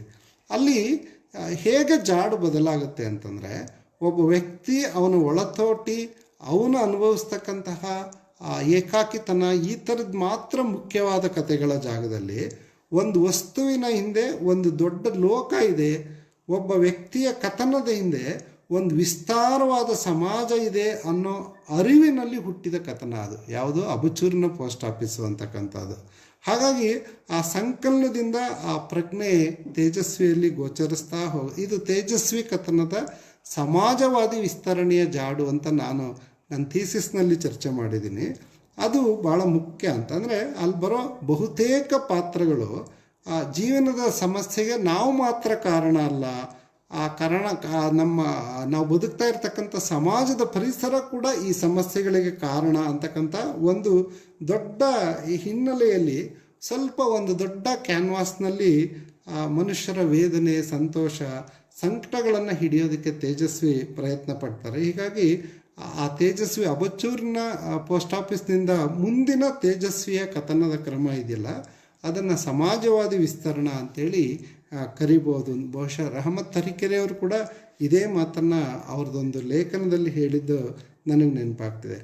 ಪರಿಸರದ ಸಮಾಜದಲ್ಲಿರ್ತಕ್ಕಂತಹ ಮನುಷ್ಯರ ಜೊತೆ ಒಂದು ನಿಸರ್ಗದಲ್ಲಿರ್ತಕ್ಕಂಥ ಹಕ್ಕಿ ಇರ್ಬೋದು, ಪ್ರಾಣಿ ಇರ್ಬೋದು, ಗಿಡ, ಮರ, ಬಳ್ಳಿ, ಹಳ್ಳ, ಕೀಟ, ಒಂದು ಮಳೆ, ಗಾಳಿ, ಈ ಸಮಸ್ತ ಚರಾಚರಗಳನ್ನು ಒಟ್ಟಿಗೆ ಇಡಿಯಾಗಿ ನೋಡ್ತಾ ಅದನ್ನು ಮುಂದೆ ಅವರು ಕರವಾಲದ ನಂತರ ಒಂದು ಜೀವ ಕೇಂದ್ರಿತ ನೆಲೆಗೆ ತೇಜಸ್ವಿ ಹೋಗ್ತಾರೆ. ನೀವು ಯೋಚನೆ ಮಾಡಿ ನೋಡಿ, ಲಂಕೇಶ್ ಕೂಡ ವ್ಯಷ್ಟಿಯಿಂದ ಸಮಷ್ಟಿಯ ಕಡೆಗೆ ಸಾಗದಂಥವ್ರು, ಅನಂತಮೂರ್ತಿಯವರು ಕೂಡ ವ್ಯಷ್ಟಿಯಿಂದ ಸಮಷ್ಟಿಯ ಕಡೆಗೆ ಹೋದಂಥವ್ರು. ಇದನ್ನೇ ಅವರೆಲ್ಲ ಸಮಾಜವಾದದ ಹಿನ್ನೆಲೆಯಲ್ಲಿ ಬಂದಂಥ ಭಾಳ ಮುಖ್ಯವಾದ ಲೇಖಕರು ಕನ್ನಡದಲ್ಲಿ. ಅನಂತಮೂರ್ತಿ, ಲಂಕೇಶ್ ಮತ್ತು ತೇಜಸ್ವಿ. ಅವ್ರ ಜೊತೆ ಬರಿತಾ ಇದ್ದಂಥ ಶಾಂತಿನಾಥ ದೇಸಾಯಿ, ಯಶವಂತ್ ಚಿತ್ತಾಲ್ರು ಅಲ್ಲೇ ಉಳಿದ್ರು. ಅದೇ ರೀತಿಯ ಕಥೆಗಳನ್ನು ಬರಿತಾ ಇದ್ರು ಅವರು ಆನಂತರವು. ಆದರೆ ಇವರು ಕಥನ ಕ್ರಮವನ್ನು, ಅವರು ವ್ಯಕ್ತಿ ವಿಶಿಷ್ಟ ಸಿದ್ಧಾಂತ ಅನ್ನೋ ಒಂದು ಪುಸ್ತಕನೇ ಇದೆ, ನಿಮಗೆ ಇವಾಗ ಸಿಕ್ಕತ್ತೆ, ನೀವು ನೋಡ್ಬೋದು. ನಾನು ಮೂಡಿಗೆರೆಯಲ್ಲಿರಬೇಕಾದ್ರೆ ಅದು ಪ್ರಿಂಟ್ ಖಾಲಿ ಆಗಿಬಿಟ್ಟಿತ್ತು. ಒಂದು ಸಲ ಹೋಗಿ ಕೇಳಿದ್ದೆ, ಸರ್ ಆ ವ್ಯಕ್ತಿ ವಿಶಿಷ್ಟ ಸಿದ್ಧಾಂತ ಅನ್ನೋ ಪುಸ್ತಕ ನೀವು ಯಾಕೆ ಪ್ರಿಂಟ್ ಮಾಡಲ್ಲ ಅಂತ. ತೇಜಸ್ವಿ ಏನು ಹೇಳಿದರು ಅಂತಂದರೆ, ನಾನೇ ಆ ಥರ ಆಲೋಚನೆ ಮಾಡ್ತಿಲ್ಲ, ನಾನೇ ಆ ಥರ ಬರೀತಿಲ್ಲ ಅಂದಮೇಲೆ ಆ ಥರದ ಪುಸ್ತಕನ ಮತ್ತ್ಯಾಕ್ರೆ ನಿಮಗೆ ಕೊಡಬೇಕು ಅಂತ. ನಾನು ಮಾತ್ರ ಅವಾಗ, ಇಲ್ಲ ಸರ್, ಮುಂದೆ ಯಾರೋ ಒಬ್ಬ ತೇಜಸ್ವಿ ವ್ಯಕ್ತಿ ವಿಶಿಷ್ಟ ಸಿದ್ಧಾಂತ ಅಂತ ಬರ್ದಿಯ, ನಾನು ಅದು ನೋಡಬೇಕಲ್ಲ ಅಂತ ರೆಫ್ರೆನ್ಸ್ಗಾದರೂ ಬೇಕಲ್ಲ, ನೀವು ಸಾಗಿ ಬಂದ ದಾರಿ ಯಾವ ಥರದ್ದು ಅಂತ ನಾವು ಚರ್ಚೆ ಮಾಡೋದಕ್ಕಾದರೂ ಆ ಪುಸ್ತಕ ಬೇಕಲ್ಲ ಅಂತ ಹೇಳಿದ ರೀತಿ ನೆನಪಿದೆ ಅಂಥೇಳಿ. ತೇಜಸ್ವಿಯವರ ಈ ಕಥನ ಕ್ರಮದ ಪಲ್ಲಟಗಳಿದಾವಲ್ಲ, ಹೀಗೆ ಬಿಡಿಸ್ಕೊಂಡು ಒಂದು ಜಾಡಿನಿಂದ ಮುಂದಕ್ಕೆ ತಾವು ಮಾತ್ರ ಹೋಗಲ್ಲ, ಇಡೀ ಕನ್ನಡ ಕಥನವನ್ನು ತಮ್ಮ ಜೊತೆ ಕರ್ಕೊಂಡೋಗೋ ಪಲ್ಲಟಗಳಿದೆಯಲ್ಲ, ಅದು ಕೇವಲ ಬರವಣಿಗೆಯ ಶೈಲಿಯ ದಾಟುವಿಕೆಯಲ್ಲ ಅನ್ನೋದನ್ನು ನೆನ್ಪಿಟ್ಕೋಬೇಕು. ಅವರು ಲೋಕವನ್ನು ನೋಡೋ ದೃಷ್ಟಿಕೋನದಲ್ಲಾದ ಬದಲಾವಣೆಗಳು, ಅದಕ್ಕೆ ಸಂಕೇತಗಳು ಕೂಡ ಆಗಿದೆ ಅಂತಕ್ಕಂಥದ್ದು. ಬಹಳ ಮುಖ್ಯವಾಗಿ ನಮ್ಮೆಲ್ಲರಿಗೂ ಪ್ರಿಯವಾಗಿರ್ತಕ್ಕಂತಹ ಕರ್ವಾಲೋ ಕಾದಂಬರಿ ಏನಿದೆ, ಆ ಕರ್ವಾಲದ ಕಾದಂಬರಿಯ ನಂತರ ತೇಜಸ್ವಿ ಈ ಥರ ಬರೆಯೋದಕ್ಕೆ ಶುರು ಮಾಡಿದ್ರೇನೋ ಅಂತ ಸ್ಪಷ್ಟವಾಗಿ ನಾವು ಗುರುತಿಸ್ಬೋದು. ಅದರ ದಾರಿ ನಮಗೆ ಯಾವುದು ಸಮಷ್ಟಿಯಿಂದ ಜೀವ ಕೇಂದ್ರಿತ ನೆಲೆಗೆ, ಅಂದರೆ ಈ ಸೃಷ್ಟಿಯಲ್ಲಿ ಇರ್ತಕ್ಕಂಥ ಎಲ್ಲವೂ ಮುಖ್ಯ, ನಮಗೆ ನಮ್ಮ ಜೊತೆ ಬದುಕ್ತಿರ್ತಕ್ಕಂಥ ಎಲ್ಲ ಜೀವಕೋಟಿಗಳಿಗೂ ಈ ಬದುಕಿದೆ ಅಂತಕ್ಕಂಥ ಅರಿವಿದೆಯಲ್ಲ, ಅದು ಕರ್ವಾಲೋ ಇಂದ ಮುಂದಕ್ಕೆ ನಮಗೆ ಕಾಣ್ತಾ ಹೋಗುತ್ತೆ ಅಂಥೇಳಿ. ಕರ್ವಾಲೋ PUCಯಲ್ಲಿ ಟೆಕ್ಸ್ಟ್ ಆಗಿತ್ತು. ತುಂಬ ಜನ ತೇಜಸ್ವಿಯನ್ನು ಕರ್ವಾಲೋ ಮೂಲಕ ಪ್ರವೇಶಿಸಿದ್ದಾರೆ. ನಾನು ಇವತ್ತು ಯಾರಿಗಾದರೂ ತೇಜಸ್ವಿಯನ್ನು ಓದಬೇಕು ಅಂದರೆ ಮೊದಲು ಹೇಳೋದೇ ಅವರ ಅಣ್ಣನ ನೆನಪು ಓದಿ ಅಥವಾ ವ್ಯಕ್ತಿ ವಿಶಿಷ್ಟ ಸಿದ್ಧಾಂತ ಓದಿ ಅಂತ ಹೇಳೋದಿಲ್ಲ. ಬದಲಿಗೆ ಕರ್ವಾಲೋ ಅವ್ರ ಕೈಗಿಡ್ತೀನಿ, ಇದನ್ನು ಓದು ನೋಡು ನೀನು ಅಂತೇಳಿ. ಕರ್ವಾಲೋ ಕಾದಂಬರಿ ಕನ್ನಡದಲ್ಲಿ ಬಂದಾಗ ಭಾರತೀಯ ಭಾಷೆಗಳಲ್ಲೇ ಈ ಥರದ್ದು ಒಂದು ಕಾದಂಬರಿ ಬಂದಿಲ್ಲ ಅನ್ನೋ ಹೆಗ್ಗಳಿಕೆಗೆ ಪಾತ್ರ ಆಗಿತ್ತು. ಇದಕ್ಕೆಲ್ಲ ಏನು ಕಾರಣ ಅಂತಂದರೆ, ತೇಜಸ್ವಿನೇ ಆ ಕಥೆಯನ್ನು ನಿರೂಪಿಸ್ತಾ ಅದರಲ್ಲಿ ಒಂದು ಪಾತ್ರವಾಗ್ತಾ ಕರ್ವಾಲೋ ಕಥೆಯನ್ನು ಹೇಳ್ತಾ ಹೋಗ್ತಾರೆ. ನಮಗೆಲ್ಲ ಗೊತ್ತಿರೋ ಹಾಗೆ ಕರ್ವಾಲೋ ಅಂತಕ್ಕಂಥದ್ದು ಒಂದು ಹಾರುವ ಓತಿ ಅಂತ 60,000 ಕೋಟಿ ವರ್ಷದ ಹಿಂದೆ ಇದ್ದಂತಹ ಒಂದು ಜೀವ ಪ್ರಭೇದ. ಅಥವಾ ತೇಜಸ್ವಿನೇ ಹೇಳಾಗೆ 9 ಮುಂದೆ 9 0 ಹಾಕಿದರೆ ಎಷ್ಟಾಗುತ್ತೋ ಅಷ್ಟು ವರ್ಷದ ಹಿಂದೆ ಇದ್ದಂತಹ ಜೀವ ಪ್ರಭೇದ ಈ ಪಶ್ಚಿಮ ಘಟ್ಟ ಶ್ರೇಣಿಗಳಲ್ಲಿ ಇದೆ ಅಂಥೇಳಿ ಅದನ್ನು ನೋಡೋದಕ್ಕೆ ಅಂತ ಕರ್ವಾಲೋ ಅನ್ನೋ ವಿಜ್ಞಾನಿ, ಅವನ ಜೊತೆ ಆನುಷಂಗಿಕವಾಗಿ ಮಂದಣ್ಣ, ಬಿರಿಯಾನಿ ಕರಿಯಪ್ಪ, ನಿರೂಪಕ ಇವರೆಲ್ಲರೂ ಸೇರಿಕೊಂಡು ಅದರ ಶೋಧದ ಕತೆ ಅಂತೇಳಿ ನಾವು ಕರಿತಕ್ಕಂಥದ್ದು. ಆದರೆ ನಮ್ಗೆ ಈಗಲೂ ಬಹಳ ದೊಡ್ಡ ಚರ್ಚೆ ಏನಪ್ಪ, ಒಂದು ವಿಸ್ಮಯ ಏನಪ್ಪ ಅಂತಂದರೆ, ಕರ್ವಾಲೋ ಅಂತ ಹೆಸರಿಟ್ಟಿದ್ದಾರೆ ಕಾದಂಬರಿಗೆ. ಆದರೆ ಕರ್ವಾಲೋ ಆ ಕಾದಂಬರಿಯ ನಾಯಕನ? ಒಂದು ಅರ್ಥದಲ್ಲಿ ಕರ್ವಾಲೋನೇ ಆ ಕಾದಂಬರಿ ನಾಯಕ. ಯಾಕಂದರೆ ಕರ್ವಾಲೋ ಅಂತ ಹೆಸರಿಟ್ಬಿಟ್ಟಿದ್ದಾರಲ್ಲ ಕಾದಂಬರಿಗೆ ಅಂತ ಅನಿಸುತ್ತೆ. ಆದರೆ ಇನ್ನೊಂದು ದಿಸೆಯಲ್ಲಿ ನೋಡಿದ್ರೆ ಮಂದಣ್ಣ ಕಥೆಯ ಕೇಂದ್ರವಾಗ್ತಾ ಹೋಗ್ತಾನೆ, ಬಿರಿಯಾನಿ ಕರಿಯಪ್ಪ ಕಥೆಯ ಕೇಂದ್ರವಾಗ್ತಾ ಹೋಗ್ತಾನೆ. ಅಲ್ಲಿ ಬರೋ ಕಿವಿ ಕೂಡ ಒಂದು ಪಾತ್ರವಾಗಿ ಬರುತ್ತೆ. ಅಂತಿಮವಾಗಿ ಹಾರುವ ಓತಿಯ ಒಂದು ಸೂತ್ರದ ಕಡೆಗೆ ಈ ಕಥನ ಹೋಗೋದ್ರಿಂದ ಹಾರುವ ಓತಿ ಕೂಡ ಆ ಕಥೆಯ ಕೇಂದ್ರವೇನೋ ಅಂತೇಳಿ ನಮಗೆ ಅನ್ಸೋಕ್ಕೆ ಶುರು ಆಗುತ್ತೆ. ನಮಗೆ ಇದು ಓತಿ ಕಥೆನೋ, ಮಂದಣ್ಣನ ಕಥೆನೋ, ಕರ್ವಾಲೋ ಕಥೆನೋ ಅಂತ ನಮಗೆ ನೋಡ್ತಾ ಇಲ್ಲಿ ಒಟ್ಟು ನಿಸರ್ಗ ಮತ್ತು ಈ ಮನುಷ್ಯ ಲೋಕದ ಮನುಷ್ಯನ ಬದುಕಿದೆಯಲ್ಲ, ಇದೆರಡನ್ನು ಬೆರೆಸಿ ತೇಜಸ್ವಿ ಕನ್ನಡ ಅವರ ಕಥನ ಮುಂದುವರಿಯುತ್ತೆ ಅಂತಕ್ಕಂಥದ್ದು ಭಾಳ ಮುಖ್ಯ. ಒಂದು ಹಾರುವ ಓತಿ ವಿಸ್ಮಯದ ಹಿಂದೆ ಹೋಗಬೇಕಾದ್ರೆ ವಾಸ್ತವದ ಬದುಕನ್ನು ತೇಜಸ್ವಿ ಎಲ್ಲೂ ಮರೆಯೋದಿಲ್ಲ. ಅವರ ಕಥೆಯನ್ನು ನಿರೂಪಿಸ್ತಕ್ಕಂಥ ರೀತಿಲೇ ನಮಗೆ ಆರಂಭ ಆಗುತ್ತೆ. ಕತೆ ಶುರುವಾದಾಗಲೇ ಮಂದಣ್ಣ ಮೂಡಿಗೆರೆ ಜೈನ್ ಸೊಸೈಟಿಯಿಂದ ಬರ್ತಾ ಇರ್ತಾನೆ, ನಿರೂಪಕರಿಗೆ ಸಿಗ್ತಾನಲ್ಲ, ಆ ಸಂದರ್ಭ ನೆನ್ಪು ಮಾಡ್ಕೊಳ್ಳಿ. ಒಂದು ಸಾಮಾನ್ಯವಾದ ಹರಟೆ, ಒಂದು ಆಸಕ್ತಿ ಇರ್ತಕ್ಕಂಥ ನಿರೂಪಕ ಮಂದಣ್ಣ ಅಂತ ಒಬ್ಬ ಪೆಕ್ರಾಗಿರ್ತಕ್ಕಂಥ ವ್ಯಕ್ತಿಯನ್ನು ಭೇಟಿ ಮಾಡಿ ಮಾತನಾಡೋದ್ರಿಂದ ಇದು ಶುರು ಆಗ್ತಾ ಹೋಗುತ್ತೆ. ಆದರೆ ಪ್ರಖ್ಯಾತ ವಿಜ್ಞಾನಿಯಾಗಿರ್ತಕ್ಕಂತಹ ಕರ್ವಾಲೋ ಆಮೇಲೆ ಒಂದು ಮಾವನ ಮಗಳನ್ನು ಮದುವೆ ಆಗಬೇಕು ಅಂದರೆ ಗೌರ್ಮೆಂಟ್ ಕೆಲಸ ಬೇಕು, ನನಗೆ ಪ್ಯೂನ್ ಕೆಲಸ ಬೇಕು, ಅದೊಂದೇ ನನ್ನ ದೊಡ್ಡ ಬದುಕಿನ ಗುರಿ ಅಂತ ಭಾವಿಸಿರ್ತಕ್ಕಂತಹ ಮಂದಣ್ಣ. ಇಬ್ಬರ ಗುರಿ ಇದೆ. ಒಂದು 60,000 ಕೋಟಿ ವರ್ಷಗಳ ಹಿಂದೆ ಇದ್ದಂಥ ಒಂದು ಜೀವ ಪ್ರಭೇದವನ್ನು ಕಣ್ಣಾರೆ ಕಂಡು ವಿಸ್ಮಯ ಪಡ್ತಕ್ಕಂತಹ ಬಹಳ ದೊಡ್ಡ ತಪಸ್ಸನ್ನ ರೀತಿ ಆ ಶೋಧನೆಗೆ ಹೊರಡ್ತಕ್ಕಂಥ ಕರ್ವಾಲೋ ಒಂದು ಕಡೆಗಿದ್ರೆ, ನಾರ್ವೇಲಿರ್ತಕ್ಕಂಥ ಮಾವನ ಮಗಳನ್ನು ಮದುವೆ ಆಗೋದಕ್ಕೆ ನನಗೊಂದು ಸರ್ಕಾರಿ ಕೆಲಸ ಬೇಕು, ಸರ್ಕಾರಿ ಕೆಲಸ ಮತ್ತು ಮದುವೆ ಇದೆರಡೇ ಜೀವನ ಧ್ಯೇಯವಾಗಿಸ್ಕೊಂಡಿರ್ತಕ್ಕಂತಹ ಮಂದಣ್ಣ ಒಂದು ಕಡೆಗಿದ್ದಾನೆ. ಇವರಿಬ್ಬರ ನಡುವಿನ ಸ್ನೇಹ, ಇವರಿಬ್ಬರ ನಡುವಿನ ಮುನಿಸು, ಆ ಪೆದ್ದತನವನ್ನು ಕಂಡು ಕರ್ವಾಲೋ ಸಿಟ್ಟು ಮಾಡ್ಕೊಳ್ತಾರೆ. ತಮ್ಮ ಜಾತಿಯವ್ರಿಗೆ ಕರ್ವಾಲೋ ಕೆಲಸ ಕೊಟ್ಟರು ನಂಗೆ ಕೊಡ್ಬೋದಾಗಿತ್ತು ಅಂತ ಮಂದಣ್ಣ ಸಿಟ್ಟು ಮಾಡ್ಕೊಳ್ತಾನೆ. ಇವರಿಬ್ಬರನ್ನ ಮತ್ತೆ ಒಗ್ಗೂಡಿಸ್ತಕ್ಕಂಥ ಕೊಂಡಿಯಾಗಿ ನಿರೂಪಕ ತೇಜಸ್ವಿ ಮುಂದಕ್ಕೆ ಬರ್ತಾರೆ. ಇದೆಲ್ಲ ಕಥೆಯ ಒಳಗಡೆ ವಿಸ್ಮಯವಾಗ್ತಾ ಹೋಗುತ್ತೆ. ಒಂದು ವಿಸ್ಮಯದ ದಾರಿಯನ್ನು ತೆರೆದು ತೋರಿಸ್ತಾ ಹೋಗುತ್ತೆ. ಅಲ್ಲಿ ಬರೋ ಬಿರಿಯಾನಿ ಕರಿಯಪ್ಪ, ಅವನ ಗರ್ಮಸಾಲೆ ಸಾಮಾನುಗಳು, ಅವನ ಸ್ವಭಾವ, ಇದರದ್ದೇ ಒಂದು ಕತೆ ಇದೆ. ಆದರೆ ಯಾರಲ್ಲೂ ಇಲ್ಲದ ಒಂದು ಚಾಣಾಕ್ಷತನ ಬಿರಿಯಾನಿ ಕರಿಯಪ್ಪನ ವ್ಯಕ್ತಿತ್ವದಲ್ಲಿರೋದ್ರ ಕಡೆಗೆ ತೇಜಸ್ವಿ ಗಮನ ಕೊಡ್ತಾರೆ. ಮಂದಣ್ಣ ಅಂಥ ದಡ್ಡ ಪೆಕರ ಆದರೂ ಕೂಡ ಎಂಥ ಹುಟ್ಟ ಪರಿಸರ ತಜ್ಞ ಅವನು ಅನ್ನೋದ್ರ ಕಡೆಗೆ ಅವನಿಗಿರ್ತಕ್ಕಂಥ ಪರಿಸರದ ಅವನಿಗೆ ಎಲ್ಲಿ ಜೇನುಗೂಡು ಕಟ್ಟುತ್ತೆ, ಹೇಗೆ ಕಟ್ಟುತ್ತೆ, ಪೆಟ್ಟಿಗೆ ಜೇನೇನು, ಕಾಡು ಜೇನೇನು, ಹೆಜ್ಜೇನು, ಯಾಕೆ ಅದು ಅಷ್ಟು ರುಚಿಯಲ್ಲ, ಆಮೇಲೆ ಯಾವ ಹಕ್ಕಿ ಎಲ್ಲಿ ಗೂಡು ಕಟ್ಟುತ್ತೆ, ಆ ಹಾರುವ ಓತಿ ನಾನು ನೋಡಿದ್ದೀನಿ ಅಂತ ಹೇಳ್ತಕ್ಕಂಥ ಬಹಳ ಅದ್ಭುತವಾದ ಪರಿಸರ ತಜ್ಞ ಅಂಥೇಳಿ ತೇಜಸ್ವಿ ಆ ಸ್ಥಳ ಮೂಲ ಪ್ರತಿಭೆಗಳು ಯಾರು, ಈ ಮಂದಣ್ಣ, ಬಿರಿಯಾನಿ ಕರಿಯಪ್ಪ, ಮಾರ, ಪ್ಯಾರ ಇಂಥವರೆಲ್ಲ ಅವ್ರ ಕಥೆಯಲ್ಲಿ ಬರ್ತಕ್ಕಂಥವ್ರು. ಅವರೆಲ್ಲ ಮೇಲ್ನೋಟಕ್ಕೆ ಒಂಥರ ಉಡಾಫೆ ಮನುಷ್ಯರ ಥರ, ಹುಚ್ಚರ ಥರ ಕಾಣ್ತಾರೆ. ಆದರೆ ಅವ್ರ ಒಳಗಡೆ ಇರ್ತಕ್ಕಂತಹ ಒಂದು ಅದ್ಭುತವಾದ ಪ್ರತಿಭೆಯ ಕಡೆಗೆ ತೇಜಸ್ವಿ ಗಮನ ಇದೆ ಅಂತಕ್ಕಂಥದ್ದು. ಆಮೇಲೆ ಅದಕ್ಕೆ ಹೆಚ್ಚು ಮಹತ್ವವನ್ನು ತೇಜಸ್ವಿ ಕೊಡ್ತಾರೆ ಅನ್ನೋದು ಕೂಡ ಭಾಳ ಮುಖ್ಯ ಅಂತೇಳಿ. ಒಂದು ಸಲ ತೇಜಸ್ವಿ ನನ್ನ ಹತ್ರ ಮಾತಾಡುವಾಗ ಹೇಳಿದರು, ನಂಗೆ ಫೋನ್ ಮಾಡಿದವರೆಲ್ಲ ನನ್ನನ್ನು ಮಾತಾಡಿಸ್ತೋ ಎಷ್ಟೋ ಸಂದರ್ಶನಗಳಲ್ಲೆಲ್ಲ ಈ ಕರ್ವಾಲೋ ಅಂತ ಹೆಸರಿಟ್ಟಿದ್ರಲ್ಲ, ಕರ್ವಾಲೋ ಅನ್ನೋರು ನಿಜವಾಗ್ಲೂ ಇದ್ರ ಸರ್ ಅಂತ ಕೇಳ್ತಾರೆ. ನಮ್ಮ ಗಮನ ಇಡೀ ಕಾದಂಬರಿಯನ್ನು ಓದಿದ ಮೇಲೆ ಕರ್ವಾಲೋ ಕಡೆಗೆ ಅಲ್ಲ ಇರಬೇಕಾಗಿರ್ತಕ್ಕಂಥದ್ದು, ಮಂದಣ್ಣನಂಥ ಹುಟ್ಟ ಪರಿಸರ ತಜ್ಞರ ಕಡೆಗೆ ಅಂತ ಹೇಳೋರು. ನಮ್ಮ ಸುತ್ತಮುತ್ತ ಮಂದಣ್ಣನಂಥ 150ಕ್ಕಿಂತ ಜಾಸ್ತಿ ಆ ಥರದ ಪರಿಸರ ತಜ್ಞತೆ, ಆದರೆ ಅವ್ರಿಗೆ ಅರಿವಿಲ್ಲ. ತಮ್ಮ ಪ್ರತಿಭೆ ಏನು ಅನ್ನೋದೇ ಗೊತ್ತಿಲ್ಲ. ಯಾಕಂದರೆ ಆ ಪರಿಸರದಲ್ಲಿ ಹುಟ್ಟಿದರೆ ಸಹಜವಾಗಿ ಅವ್ರ ಬದುಕಿನ ಕ್ರಮವೇ ಆಗಿದೆ. ಆ ಕ್ರಮದಲ್ಲಿ ನಿರೂಪಕರಿಗೆ ಈ ಎಲ್ಲ ವಿಶೇಷಗಳು ಕಾಣ್ತಾ ಇದೆ ಅಂತಕ್ಕಂಥದ್ದು. ಹಾಗಾಗಿ ಅವರು ಈ ಥರ ಚಿಕ್ಕ ಪುಟ್ಟ ಸಂಗತಿಗಳನ್ನು ಇಟ್ಕೊಂಡು ಆ ಹಾರುವ ಹೊತ್ತಿಯ ಹಿಂದಿಯ ಕಥೆಯನ್ನು ಬರೆದಾಗ ನಮಗೆಲ್ಲ ಎಷ್ಟು ಸೊಗಸಾಗಿದೆಯಾ. ಒಂದು ಚಿಕ್ಕ ಕಾದಂಬರಿ, ಅದು ಕೆಳಗೆ ಇಡೋಕ್ಕಾಗ್ತಿರ್ಲಿಲ್ಲ, ಮುಗ್ದೇ ಹೋಗ್ಬಿಡ್ತಲ್ಲ ಅಂತ ಅನ್ಸೋದು. ಆದರೆ ತೇಜಸ್ವಿ ಶೋಧಿಸ್ತಾ ನೋಡಿ, ಆ ಕೊನೆ ಕಾದಂಬರಿಯ ಹಾರುವ ಹೊತ್ತಿ ಇವ್ರಿಗೆಲ್ರಿಗೂ ಕಾಣುತ್ತೆ, ಆದರೆ ಕೈಗೆ ಸಿಕ್ಕಲ್ಲ, ಅನಂತದಲ್ಲಿ ಲೀನವಾಗಿ ಹೋಗ್ಬಿಡುತ್ತೆ.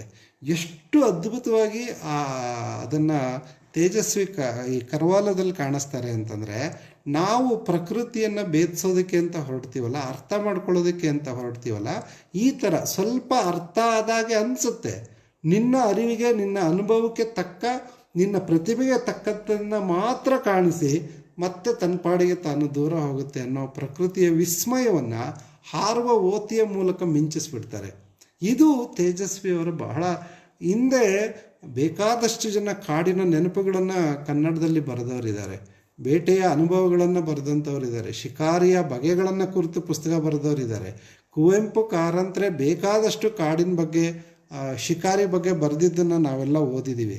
ಆದರೆ ಪ್ರಕೃತಿಯನ್ನು ಬದುಕಿನ ಒಂದು ಭಾಗವಾಗಿ ನೇರವಾಗಿ ಅನುಭವಿಸಿ ಆ ಮೂಲಕ ಕಥನವನ್ನು, ಪ್ರಕೃತಿಯನ್ನು ಅರ್ಥ ಮಾಡಿಕೊಳ್ಳೋ ದಾರಿ ಮತ್ತು ನಮ್ಮ ಮಿತಿ, ಇದೆರಡನ್ನು ಏಕಕಾಲಕ್ಕೆ ತೋರಿಸಿದಂತಹ ಕರ್ವಾಲೋದಂಥ ಕೃತಿ ಕನ್ನಡದಲ್ಲಿ ಮಾತ್ರ ಅಲ್ಲ, ಭಾರತೀಯ ಭಾಷೆಗಳಲ್ಲೇ ಬಂದಿರಲಿಲ್ಲ ಅಂತಕ್ಕಂಥದ್ದು ತೇಜಸ್ವಿ ಕಥನದ ಹೆಚ್ಚುಗಾರಿಕೆ ಅಂತೇಳಿ. ಬಹುಶಃ ನಮ್ಮೆಲ್ಲರಿಗೂ ತೇಜಸ್ವಿ ತುಂಬ ಇಷ್ಟ ಆಗ್ತಕ್ಕಂಥದ್ದು ಈ ಕಾರಣಕ್ಕಾಗಿ. ಆರಾಮ ಕಾಡಲ್ಲಿ ಓಡಾಡಿಕೊಂಡು ಕಾಡನ್ನು ಅರ್ಥ ಮಾಡ್ಕೊಳ್ತಾ ಅವ್ರಿಗಿದ್ದ ಆಸಕ್ತಿ ನೋಡಿ. ನಮ್ಮಲ್ಲಿ ವಿ ಬೆಳವಾಡಿ ಅಂತ ಇದ್ದರು, ಮೂಡಿಗೆರೆ ತೋಟಗಾರಿಕೆ ಕಾಲೇಜಿನಲ್ಲಿ, ಬೆಂಗಳೂರಿನಲ್ಲಿ ಇದ್ದಾರೆ ಇವಾಗ. ಅವರು ಬಹಳ ದೊಡ್ಡ ಕೀಟ ವಿಜ್ಞಾನಿ, ಏಷ್ಯಾದ ದೊಡ್ಡ ಕೀಟ ವಿಜ್ಞಾನಿಗಳಲ್ಲಿ ಅವ್ರಿಗೂ ಕೂಡ ಸ್ಥಾನ ಇದೆ. ಅವರು ಮೂಡಿಗೆರೆಯಲ್ಲಿ ಇರಬೇಕಾದ್ರೆ ತೇಜಸ್ವಿ ಒಂದು ಸಲ ಕೈಯಲ್ಲಿ ಒಂದಷ್ಟು ಹುಳಗಳನ್ನು ಇಟ್ಕೊಂಬಂದು, ನೋಡ್ರಿ ಬೀಡ ಥರ ಗೂಡು ಕಟ್ಕೊಂಡಿರ್ತಕ್ಕಂಥ ಹುಳಗಳಿದಾವಲ್ಲ ಅಂತ, ಅದ್ರ ಬಗ್ಗೆ ಆಸಕ್ತಿ, ಅದ್ರ ಬಗ್ಗೆ ಚರ್ಚೆ, ಹೀಗೆ ಪ್ರತಿಯೊಂದನ್ನು ಕೂಡ ಈ ಥರ ಅನುಭವಿಸಿ ತೇಜಸ್ವಿ ಒಂದು ತೆರೆದ ಒಂದು ಕುತೂಹಲದ ಕಣ್ಣು, ಒಂದು ಕುತೂಹಲವನ್ನು ಹುಟ್ಟಾಕ್ಕೊಳ್ಳೋದು, ಅದನ್ನು ಆ ಕುತೂಹಲವನ್ನು ತಣಿಸೋ ದಾರಿ ಯಾವುದಪ್ಪ ಅಂತಂದರೆ ಅದನ್ನು ಅರ್ಥ ಮಾಡ್ಕೊಳ್ತಕ್ಕಂಥದ್ದು, ಅದರ ಜಾಡನ್ನು ಹಿಡ್ಕೊಂಡು ಹೋಗ್ತಕ್ಕಂಥದ್ದು. ಇದು ತೇಜಸ್ವಿಯ ಕಥನ ನಮಗೆ ತೋರಿಸ್ತಕ್ಕಂಥ ದಾರಿ ಅಂತ. ನಾವು ಎಷ್ಟೋ ಇಲ್ಲಿ ಬರೋ ಪಾತ್ರಗಳ ಥರನೇ ಬದುಕ್ತಾ ಇರ್ತೀವಿ, ಎಷ್ಟೋ ಈ ಥರದ ಸಮಸ್ಯೆಗಳಲ್ಲೇ ಸಿಗಾಕೊಂಡಿರ್ತೀವಿ. ಆದರೆ ನಮಗೆ ಅದನ್ನೆಲ್ಲ ಅರ್ಥ ಮಾಡಿಕೊಂಡು ವಿಶ್ಲೇಷಿಸ್ಕೊಳ್ಳೋ ದಾರಿನೇ ಗೊತ್ತಿರೋದಿಲ್ಲ. ಆದರೆ ಆಮೇಲೆ ಅವರ ಆ ಕಥೆಯ ದಾರಿ ನೋಡಿ, ನಾನು ಯಾಕೆ ನಿಗೂಢತೆಯನ್ನು ಶೋಧಿಸ್ತಕ್ಕಂತಹ ದಾರಿ ತೇಜಸ್ವಿ ಕಥನದ್ದು ಅಂತ ಹೇಳ್ತೀನಿ ಅಂದರೆ, ಅದು ಅವ್ರ ಬದುಕಿನಲ್ಲೂ ಇತ್ತು, ಬರಹದಲ್ಲಿ ಇತ್ತು ಅನ್ನೋ ಕಾರಣಕ್ಕೆ. ಒಟ್ಟು ತೇಜಸ್ವಿಯವರ ಬದುಕನ್ನು ತೆಗೆದು ನೋಡಿ, ಅವರ ಒಟ್ಟು ಕಥನದ, ಅವರ ಒಟ್ಟು ಬದುಕಿನ ಸ್ಥಾಯಿ ಭಾವವೇ ನಿಗೂಢದ ಹಿಂದೆ ಹೋಗ್ತಕ್ಕಂಥದ್ದು, ನಿಗೂಢತೆಯನ್ನು ಶೋಧಿಸ್ತಕ್ಕಂಥದ್ದು ಅಂತೇಳಿ. ಹಾಗಾಗಿ ನಾವು ಮತ್ತೆ ಅವ್ರ ಕಾದಂಬರಿ ಹೆಸರೇ ನೋಡಿ, ನಿಗೂಢ ಮನುಷ್ಯರು ಅಂತ ಹೆಸರಿಟ್ಟಿದ್ದಾರೆ, ಚಿದಂಬರ ರಹಸ್ಯ ಅಂತ ಹೆಸರಿಡ್ತಾರೆ, ಮಾಯಾಲೋಕ ಅಂತ ಹೆಸರಿಡ್ತಾರೆ, ಅದ್ಭುತ ವಿಶ್ವ ಅಂತ ಹೆಸರಿಡ್ತಾರೆ. ಈ ಮುಂತಾದ ಅವ್ರ ಕೃತಿಗಳ ಶೀರ್ಷಿಕೆಗಳೇ ನಿಗೂಢತೆಯ ಹಿಂದೆ ಹೋಗ್ತಕ್ಕಂಥ ತೇಜಸ್ವಿ ಕಥನದ ದಾರಿಯನ್ನು ತೋರಿಸುತ್ತೆ ಅಂತೇಳಿ. ಆಮೇಲೆ ಆ ನಿಗೂಢತೆಯ ಹಿಂದೆ ಸುಳಿತಕ್ಕಂಥ ದೊಡ್ಡ ಒಂದು ಅದಮ್ಯವಾದ ಒಂದು ತುಡಿತ ಇದೆಯಲ್ಲ, ಅದು ಹಾರೋ ಓತಿಯ ಹಿಂದೆ ಹೋಗ್ತಕ್ಕಂಥದ್ದು ಇರ್ಬೋದು. ಒಂದು ಹಾವು ಮೀನಿನ ಬಗ್ಗೆ ತೇಜಸ್ವಿ ಅವರ ಕಾಡಿನ ಕಥೆಗಳಲ್ಲೋ ಪರಿಸರದ ಕಥೆಯಲ್ಲೋ ಬರೀತಾರೆ. ಎಲ್ಲೋ ಈ ಭದ್ರಾ ನದಿಯ ಅಣೆಕಟ್ಟಿನ ಹಿಂದೆ ಹಿನ್ನೀರಿನಲ್ಲಿ ಸಿಗ್ತಕ್ಕಂಥ ಹಾವು ಮೀನಿನ ಕಥೆಯನ್ನು ಇಟ್ಕೊಂಡು ಒಂದ್ಸಲ ಆ ಹಾವು ಮೀನನ್ನು ಅಧ್ಯಯನ ಮಾಡೋಕ್ಕೆ ಹೋದಾಗ ಅದು ನೀರಿನಿಂದ ಹೊರಗಡೆ ಬಂದಿರುತ್ತೆ. ಆ ನೀರಿನಿಂದ ಹೊರಗಡೆ ಬಂದು ಅದು ಹಿಂಗೆ ತನ್ನ ಮೈ ಮೇಲಿನ ಲೋಳೆಯಿಂದ ಮುಂದಕ್ಕೆ ಚಲಿಸುತ್ತೆ ಅನ್ನೋದನ್ನು ನಾವಂತೂ ತೇಜಸ್ವಿ ಕಥೆಗಳಲ್ಲೇ ಮೊದಲು ಓದಿದ್ದು. ನೋಡಿ ಅವ್ರ ಕುತೂಹಲ ಹೆಂಗೆ ಅಂತ, ಸರಸರ ಅಂತ ಹಾವು ಥರ ಹರಿದೋಗ್ತಿರ್ತಕ್ಕಂಥ ಮೀನನ್ನು ಕೈಯಲ್ಲಿ ಹಿಡ್ಕೊಂಡ್ಬಿಡ್ತಾರೆ. ಅದು ಎರಡೂ ಕಡೆ ಗರಗಸದಂಥ ಮುಳ್ಳಿಂದ ಕೈಯನ್ನು ಹಿಂಗೆ ಕುಯ್ದಂಗೆ ಆಗುತ್ತೆ. ತಕ್ಷಣ ಕೈ ಬಿಟ್ಬಿಡ್ತಾರೆ. ಅಲ್ಲೇ ಇದ್ದವನೊಬ್ಬ ಹಳ್ಳಿಯವನು, ಹಾವು ಮೀನನ್ನು ಯಾರಾದರೂ ಕೈಯಲ್ಲಿ ಹಿಡ್ಕೋತಾರ ಸ್ವಾಮಿ, ಓದ್ದವ್ರಂಗೆ ಕಾಣ್ತೀರಾ ಅಂತ ನಕ್ಬಿಡ್ತಾನೆ. ಅವನನ್ನು ಕೇಳಿದಾಗ ಅವನು ಹೇಳೋ ಸಂಗತಿ ನೋಡಿ, ಅದು ನೀರಿನಿಂದ ಈಚೆಗೆ ಮೈಮೇಲಿನ ಲೋಳೆ ಸಹಾಯದಿಂದ ತೆವಳ್ಕೊಂಡು ಬರುತ್ತೆ. ಹತ್ತಿರದಲ್ಲಿರೋ ಗುಡಿಸಲುಗಳಲ್ಲಿ ಕೋಳಿ ಸಾಕಿರ್ತಾರಲ್ಲ, ಆ ಕೋಳಿನ ಮೊಟ್ಟೆನ ತಿನ್ನೋಕ್ಕೆ ಅಂತ ಬರುತ್ತೆ. ಆದರೆ ಅದರ ಕಾಟದಿಂದ ಪಾರಾಗೋದಕ್ಕೆ ಹಳ್ಳಿ ಜನ ಏನು ಮಾಡ್ತಾರೆ, ಕೋಳಿ ಗೂಡಿನ ಸುತ್ತ ಒಲೆಯಲ್ಲಿರೋ ಬೂದಿನ ಚೆಲ್ಲಿರ್ತಾರೆ. ಅದು ತೆವಳ್ಕೊಂಡು ಬಂದು ಆ ಬೂದಿ ತಾಗಿದ ತಕ್ಷಣ ಮೈಮೇಲಿನ ಲೋಳೆ ಹೋಗ್ಬಿಡುತ್ತಲ್ಲ, ಅದು ಅಲ್ಲೇ ಸತ್ತು ಬೀಳುತ್ತೆ. ಅದನ್ನು ನಾವು ಹಿಡ್ಕೊಳ್ತೀವಿ ಅಂತ ಹೇಳ್ತಾನೆ. ಅರೆ ಎಷ್ಟು ಅದಕ್ಕೆ ಮೊದಲು ತೇಜಸ್ವಿ ಹಾವು ಮೀನಿನ ಬಗ್ಗೆ ಅಧ್ಯಯನ ಮಾಡಿದಂಥವ್ರು. ಬರೀ ಮೊಟ್ಟೆ ಇಡೋದಕ್ಕಾಗಿ ಸಮುದ್ರದಲ್ಲೋ ನೀರಿನಲ್ಲೋ ಸಾವಿರಾರು ಮೈಲಿ ದೂರ ಟಿಕೆಟು ಇಲ್ಲದ ಪಯಣಿಗರು ಅಂತ ತಮಾಷೆ ಮಾಡ್ತಾರೆ ಹಾವು ಮೀನುಗಳನ್ನು. ಅಷ್ಟು ದೂರಕ್ಕೆ ಹೋಗ್ತಕ್ಕಂಥದ್ರ ಬಗ್ಗೆ ಒಬ್ಬ ಸಾಮಾನ್ಯವಾದ ಹಳ್ಳಿಯ ಅನಕ್ಷರನಿಗೆ ಇರ್ತಕ್ಕಂತಹ ಜ್ಞಾನ ಇದೆಯಲ್ಲ, ಇದು ತೇಜಸ್ವಿನ ಹಿಡಿದು ನಿಲ್ಲಿಸ್ತಕ್ಕಂಥದ್ದು. ಅವ್ರಿಗೆ ತಕ್ಷಣ ಚಿಕ್ಕಂದಿನಲ್ಲಿ ತಮ್ಮ ತಂದೆ ಹೇಳಿದ ಹಾವು ಮೀನಿನ ಕತೆ ನೆನಪಾಗುತ್ತೆ. ಅವನು ಬೂದಿ ಹಾಕಿ ಹಾವು ಮೀನನ್ನು ಹಿಡಿಯೋ ಕಥೆಯನ್ನು ಹೇಳಿದ್ದನ್ನೇ ಕುವೆಂಪು ಚಿಕ್ಕದ್ರಲ್ಲಿ ಹೇಳಿರ್ತಾರೆ ಅಂತ. ಯಾಕೆ ಕುವೆಂಪು ಜಗತ್ತಿನ ಶ್ರೇಷ್ಠ ತಂದೆ ಅಂತ ಕುವೆಂಪು ತೇಜಸ್ವಿ ಹೇಳಿದ ಮಾತಿನ ಹಿನ್ನೆಲೆ ಏನಪ್ಪ ಅಂತಂದರೆ, ನೀನು ಈ ಪುಸ್ತಕ ಓದು, ಈ ಜ್ಞಾನ ಸಂಪಾದಿಸು, ವಿಜ್ಞಾನ ಓದು, ಆ ಥರ ಅಲ್ಲ ಕುವೆಂಪು ಮಾಡಿದ್ದು. ಮಕ್ಕಳನ್ನ ಕರ್ಕೊಂಡು ಹೋಗೋದು. ಅವ್ರ ಅಣ್ಣನ ನೆನಪಲ್ಲಿ ಬರೀತಾರೆ. ಸುತ್ತಮುತ್ತ ಅವಾಗ ಮೈಸೂರಿನ ಉದಯರವಿ ಬಿಟ್ಟರೆ ಈಚೆಗೆ ಬರೀ ಹಸಿರು ಹೊಲನೇ ಕಾಣ್ತಾ ಇದ್ದಿದ್ದು. ಈಗ ದೊಡ್ಡ ಬಡಾವಣೆ ಆಗಿದೆ. ಅಲ್ಲೆಲ್ಲ ಕರ್ಕೊಂಡೋಗಿ ಅಲ್ಲಿ ಗದ್ದೆಗಳಲ್ಲಿ ಹೇಗೆ ಇಲಿ ಬಿಲ ತೋಡಿ ಭತ್ತವನ್ನು ಸಂಗ್ರಹಿಸುತ್ತೆ ಅಂತ ತೋರಿಸೋದು, ಅಥವಾ ತಮ್ಮ ಮನೆಯಲ್ಲೇ ಕ್ರೋಟನ್ ಗಿಡದಲ್ಲಿ ಟೂವಿ ಹಕ್ಕಿಗಳು ಹೆಂಗೆ ಗೂಡು ಕಟ್ಟುತ್ತೆ ಅಂತ ತೋರಿಸೋದು, ಗಾಣದಲ್ಲಿ ಎಣ್ಣೆ ಹೆಂಗೆ ತೆಗಿತಾರೆ ಅಂತ ತೋರಿಸೋದು, ಹಳೆ ಪಾತ್ರೆಗಳಿಗೆ ಕಲಾಯಿ ಹೆಂಗಾಗ್ತದೆ, ಇದನ್ನೆಲ್ಲ ನಾನೇನೋ ಕಲಿಸ್ತಿದ್ದೀನಿ ಅಂತಲ್ಲ, ಇದನ್ನೆಲ್ಲ ಅರ್ಥ ಮಾಡಿಸಿದ್ರಲ್ಲ ಕುವೆಂಪು. ಅದು ತೇಜಸ್ವಿಯವರ ಆಸಕ್ತಿಯನ್ನು ನಿಧಾನಕ್ಕೆ ಬೆಳೆಸ್ತಾ ಹೋಗ್ತು ಅಂತಕ್ಕಂಥದ್ದು. ಇವರು ಹಾರೋ ಓತಿ ಹಾವು ಮೀನಿನ ಆಸಕ್ತಿ ಎಲ್ಲಿ ತನಕ ಹೋಗುತ್ತೆ ಅಂತಂದರೆ, ಅವರ ಆ ಮಿಲೇನಿಯಂ ಸೀರೀಸಲ್ಲಿ ಬರೋ ಹಾರುವ ತಟ್ಟೆ ಇದೆಯಲ್ಲ, ಅದರ ಬಗೆಗಿನ ತೇಜಸ್ವಿ ಬರವಣಿಗೆಯನ್ನು ನಾವು ನೆನಪು ಮಾಡ್ಕೊಳ್ಳೋಣ. ಈ ಆಸಕ್ತಿ ಅಲ್ಲಿ ತನಕ ಹೋಗುತ್ತೆ ಅಂತಕ್ಕಂಥದ್ದು. ಹಾಗೆ ಮಾಯಾಲೋಕದಲ್ಲಿ ಒಂದು ಜರಿಯ ಜಾಡು, ಒಂದು ತೊರೆ ಜಾಡನ್ನು ಹುಡುಕ್ತಾ ತೇಜಸ್ವಿ ಹೋಗ್ತಾರೆ.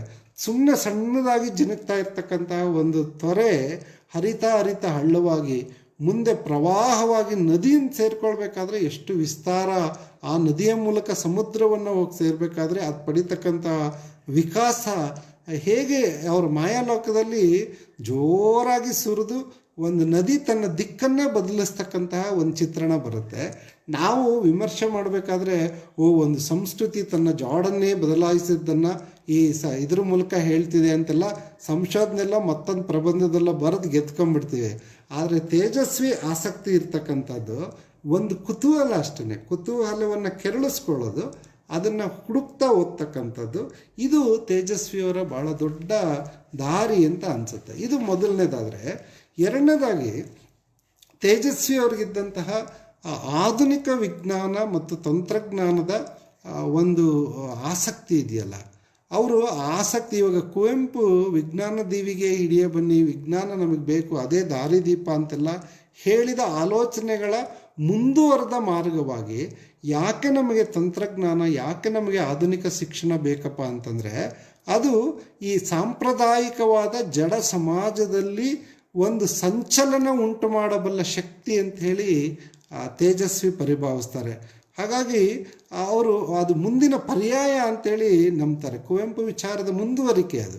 ಹಾಗಾಗಿ ಈ ಜಾತಿ ಪದ್ಧತಿನೋ ಧರ್ಮನೋ ಈ ನಮ್ಮ ಭಾರತೀಯ ಅಥವಾ ನಮ್ಮ ಮನುಷ್ಯ ಚೈತನ್ಯದ ಮೇಲೆ ಮಾಡಿರ್ತಕ್ಕಂಥ ಭಾಳ ದೊಡ್ಡ ಹಲ್ಲೆ ಇದೆಯಲ್ಲ, ಆ ಹಲ್ಲೆಯನ್ನು ದಾಟೋದಕ್ಕೆ, ನಿವಾರಿಸೋದಕ್ಕೆ ನಮಗೆ ವಿಜ್ಞಾನ ಮತ್ತು ತಂತ್ರಜ್ಞಾನ ಬಹಳ ದೊಡ್ಡ ಪರ್ಯಾಯ ಅಂತೇಳಿ ತೇಜಸ್ವಿ ಭಾವಿಸಿದ್ದಾರೆ. ಅದನ್ನೆಲ್ಲೂ ಅವರು ಭಾಷಣದ ಥರ ಕಥೆಗಳಲ್ಲಿ ಹೇಳದೇ ಇರ್ಬೋದು, ಆದರೆ ಕಥೆಗಳ ಮೂಲಕ ಕಾಣಿಸಿದ್ದಾರೆ ಅಂತಕ್ಕಂಥದ್ದು. ಅಂದರೆ ಆ ವಿಜ್ಞಾನದ ವೈಚಾರಿಕತೆಯಿಂದ ನಾವು ಪಡಿಬೇಕಾಗಿರ್ತಕ್ಕಂಥದ್ದು ಭಾಳ ದೊಡ್ಡದು ಅನ್ನೋದನ್ನು ಕರ್ವಾಲದಲ್ಲೇ ಅವರು ಹೇಳೋಕ್ಕೆ ಪ್ರಯತ್ನ ಪಟ್ಟರು ಅಂತ ಅನಿಸುತ್ತೆ. ಹಾಗಾಗಿ ಈ ಆಧುನಿಕ ವಿಜ್ಞಾನ ಲೋಕಕ್ಕೆ ಸೇರಿರ್ತಕ್ಕಂತಹ ವ್ಯಕ್ತಿ ಕರ್ವಾಲೋ, ಅವನು ಆ ಕಾದಂಬರಿಯ ನಾಯಕ ಆಗ್ತಾನೆ.